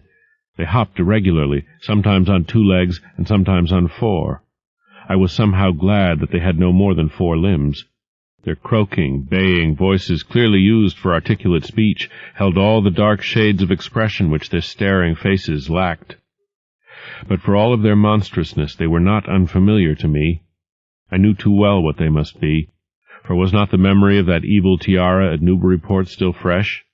They were the blasphemous fish-frogs of the nameless design, living and horrible, and as I saw them I knew also of what that humped tiara'd priest in the black church basement had so fearsomely reminded me.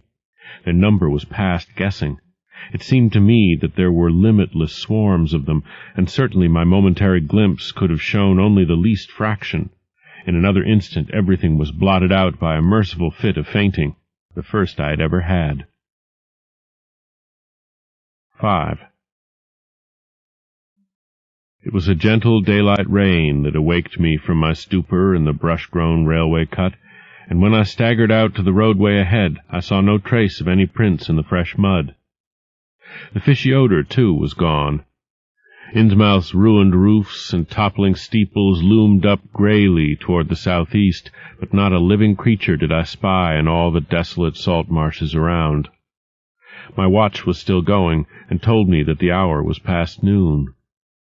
The reality of what I had been through was highly uncertain in my mind, but I felt that something hideous lay in the background. I must get away from evil-shadowed Innsmouth. and accordingly I began to test my cramped, wearied powers of locomotion. Despite weakness, hunger, horror, and bewilderment, I found myself after a long time able to walk. So started slowly along the muddy road to Rowley. Before evening I was in the village, getting a meal and providing myself with presentable clothes. I caught the night train to Arkham, and the next day talked long and earnestly with government officials there, a process I later repeated in Boston. With the main result of these colloquies the public is now familiar, and I wish, for normality's sake, there was nothing more to tell. Perhaps it is madness that is overtaking me, yet perhaps a greater horror, or a greater marvel is reaching out. As may well be imagined, I gave up most of the foreplanned features of the rest of my tour, the scenic, architectural, and antiquarian diversions on which I had counted so heavily, nor did I dare look for that piece of strange jewelry said to be in the Miskatonic University Museum. I did, however, improve my stay in Arkham by collecting some genealogical notes I had long wished to possess, very rough and hasty data, it is true, but capable of good use later on, when I might have time to collate and codify them. The curator of the Historical Society there, Mr. E. Lapham Peabody, was very courteous about assisting me, and expressed unusual interest when I told him I was a grandson of Eliza Orne of Arkham, who was born in 1867 and had married James Williamson of Ohio at the age of 17. It seemed that a maternal uncle of mine had been there many years before on a quest much like my own, and that my grandmother's family was a topic of some local curiosity. There had, Mr. Peabody said, been considerable discussion about the marriage of her father, Benjamin Orne, just after the Civil War, since the ancestry of the bride was peculiarly puzzling.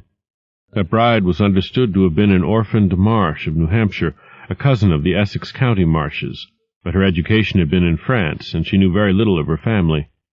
A guardian had deposited funds in a Boston bank to maintain her and her French governess, but that guardian's name was unfamiliar to Arkham people, and in time he dropped out of sight, so that the governess assumed his role by court appointment. The Frenchwoman, now long dead, was very taciturn, and there were those who said she could have told more than she did. But the most baffling thing was the inability of anyone to place the recorded parents of the young woman, Enoch and Lydia Meserve Marsh, among the known families of New Hampshire. Possibly, many suggested, she was the natural daughter of some Marsh of prominence. She certainly had the true Marsh eyes. Most of the puzzling was done after her early death, which took place at the birth of my grandmother, her only child. Having formed some disagreeable impressions connected with the name of Marsh, I did not welcome the news that it belonged on my own ancestral tree, nor was I pleased by Mr. Peabody's suggestion that I had the true Marsh eyes myself. However, I was grateful for data which I knew would prove valuable, and took copious notes and lists of book references regarding the well-documented Orne family. I went directly home to Toledo from Boston, and later spent a month at Maumee recuperating from my ordeal. In September I entered Oberlin for my final year, and from then till the next June was busy with studies and other wholesome activities, reminded of the bygone terror only by occasional official visits from government men in connection with the campaign which my pleas and evidence had started. Around the middle of July, just a year after the Innsmouth experience, I spent a week with my late mother's family in Cleveland, checking some of my new genealogical data with the various notes, traditions, and bits of heirloom material in existence there, and seeing what kind of connected chart I could construct. I did not exactly relish the task, for the atmosphere of the late Williamson home had always depressed me. There was a strain of morbidity there, and my mother had never encouraged my visiting her parents as a child, although she always welcomed her father when he came to Toledo. My Arkham-born grandmother had seemed strange and terrifying to me, and I do not think I grieved when she disappeared. I was 8 years old then, and it was said that she had wandered off in grief after the suicide of my Uncle Douglas, her eldest son. He had shot himself after a trip to New England, the same trip, no doubt, which had caused him to be recalled at the Arkham Historical Society. This uncle had resembled her, and I had never liked him either. Something about the staring, unwinking expression of both of them had given me a vague, unaccountable uneasiness. My mother and Uncle Walter had not looked like that. They were like their father, though poor little cousin Lawrence, Walter's son, had been an almost perfect duplicate of his grandmother before his condition took him to the permanent seclusion of a sanitarium at Canton. I had not seen him in 4 years, but my uncle once implied that his state, both mental and physical, was very bad. This worry had probably been a major cause of his mother's death 2 years before. My grandfather and his widowed son Walter now comprised the Cleveland household, but the memory of older times hung thickly over it. I still disliked the place, and tried to get my researches done as quickly as possible. Williamson records and traditions were supplied in abundance by my grandfather, though for Orne material I had to depend on my Uncle Walter, who put at my disposal the contents of all his files, including notes, letters, cuttings, heirlooms, photographs, and miniatures. It was in going over the letters and pictures on the Orne side that I began to acquire a sort of terror of my own ancestry. As I have said, my grandmother and Uncle Douglas had always disturbed me.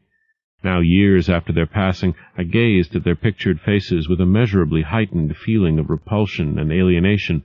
I could not at first understand the change, but gradually a horrible sort of comparison began to obtrude itself on my unconscious mind, despite the steady refusal of my consciousness to admit even the least suspicion of it.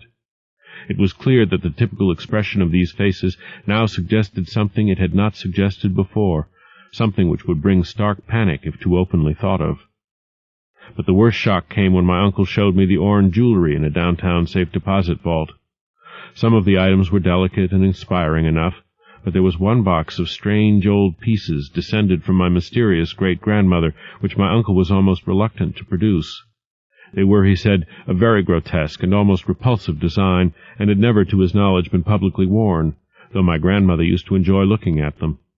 Vague legends of bad luck clustered around them, and my great-grandmother's French governess had said they ought not to be worn in New England, though it would be quite safe to wear them in Europe. As my uncle began slowly and grudgingly to unwrap the things, he urged me not to be shocked by the strangeness and frequent hideousness of the designs. Artists and archaeologists who had seen them pronounced the workmanship superlatively and exotically exquisite, though no one seemed able to define their exact material or assign them to any specific art tradition. There were 2 armlets, a tiara, and a kind of pectoral, the latter having in high relief certain figures of almost unbearable extravagance. During this description I had kept a tight rein on my emotions, but my face must have betrayed my mounting fears. My uncle looked concerned, and paused in his unwrapping to study my countenance. I motioned to him to continue, which he did with renewed signs of reluctance. He seemed to expect some demonstration when the first piece, the tiara, became visible, but I doubt if he expected quite what actually happened. I did not expect it either, for I thought I was thoroughly forewarned regarding what the jewelry would turn out to be. What I did was to faint silently away, just as I had done in that briar-choked railway cut a year before. From that day on, my life has been a nightmare of brooding and apprehension, nor do I know how much is hideous truth and how much madness. My great-grandmother had been a Marsh of unknown source whose husband lived in Arkham, and did not Zadoc say that the daughter of Obed Marsh by a monstrous mother was married to an Arkham man through a trick? What was it the ancient toper had muttered about the likeness of my eyes to Captain Obed's? In Arkham, too, the curator had told me I had the true Marsh eyes. Was Obed Marsh my own great-great-grandfather? Who, or what, then, was my great-great-grandmother? But perhaps this was all madness. Those whitish gold ornaments might easily have been bought from some Innsmouth sailor by the father of my great-grandmother, whoever he was. And that look in the staring-eyed faces of my grandmother and self-slain uncle might be sheer fancy on my part, sheer fancy bolstered up by the Innsmouth shadow which had so darkly colored my imagination. But why had my uncle killed himself after an ancestral quest in New England? For more than 2 years I fought off these reflections with partial success. My father secured me a place in an insurance office, and I buried myself in routine as deeply as possible. In the winter of 1930-31, however, the dreams began. They were very sparse and insidious at first, but increased in frequency and vividness as the weeks went by. Great watery spaces opened out before me, and I seemed to wander through titanic sunken porticos and labyrinths of weedy cyclopean walls, with grotesque fishes as my companions. Then the other shapes began to appear, filling me with nameless horror the moment I awoke. But during the dreams they did not horrify me at all. I was one with them, wearing their unhuman trappings, treading their aqueous ways, and praying monstrously at their evil sea-bottom temples. There was much more than I could remember. but even what I did remember each morning would be enough to stamp me as a madman or a genius if ever I dared write it down. Some frightful influence, I felt, was seeking gradually to drag me out of the sane world of wholesome life into unnameable abysses of blackness and alienage, and the process told heavily on me. My health and appearance grew steadily worse, till finally I was forced to give up my position and adopt the static, secluded life of an invalid. Some odd, nervous affliction had me in its grip, and I found myself at times almost unable to shut my eyes. It was then that I began to study the mirror with mounting alarm. The slow ravages of disease are not pleasant to watch, but in my case there was something subtler and more puzzling in the background. My father seemed to notice it too, for he began looking at me curiously and almost affrightedly. What was taking place in me? Could it be that I was coming to resemble my grandmother and Uncle Douglas? One night I had a frightful dream in which I met my grandmother under the sea. She lived in a phosphorescent palace of many terraces with gardens of strange, leprous corals and grotesque brachiate efflorescences, and welcomed me with a warmth that may have been sardonic. She had changed, as those who take to the water change, and told me she had never died. Instead, she had gone to a spot her dead son had learned about, and had leaped to a realm whose wonders, destined for him as well, he had spurned with a smoking pistol. This was to be my realm, too. I could not escape it. I would never die, but would live with those who had lived since before man ever walked the earth. I met also that which had been her grandmother. For 80,000 years the Thalia Yi had lived in Ya-Nethli, and thither she had gone back after Obed Marsh was dead. Ya-Nethli was not destroyed when the upper earthmen shot death into the sea. It was hurt but not destroyed. The deep ones could never be destroyed, even though the Paleogean magic of the forgotten old ones might sometimes check them. For the present they would rest. But some day, if they remembered, they would rise again for the tribute great Thulu craved. It would be a city greater than Innsmouth next time. They had planned to spread, and had brought up that which would help them. But now they must wait once more. For bringing the upper earthmen's death, I must do a penance, but that would not be heavy. This was the dream in which I saw a Shoggoth for the first time, and the sight set me awake in a frenzy of screaming. That morning the mirror definitely told me I had acquired the Innsmouth look. So far I have not shot myself, as my Uncle Douglas did. I bought an automatic and almost took the step, but certain dreams deterred me. The tense extremes of horror are lessening, and I feel queerly drawn toward the unknown sea-deeps instead of fearing them. I hear and do strange things in sleep, and awake with a kind of exaltation instead of terror. I do not believe I need to wait for the full change, as most have waited. If I did, my father would probably shut me up in a sanitarium, as my poor little cousin is shut up. Stupendous and unheard-of splendors await me below, and I shall seek them soon. Ya Rilye, Thuluftagen, ya. No, I shall not shoot myself. I cannot be made to shoot myself. I shall plan my cousin's escape from that Canton madhouse, and together we shall go to marble-shadowed Innsmouth. We shall swim out to that brooding reef in the sea, and dive down through black abysses to Cyclopean and many-columned Ya-Nethli, and in that lair of the deep ones we shall dwell amidst wonder and glory forever.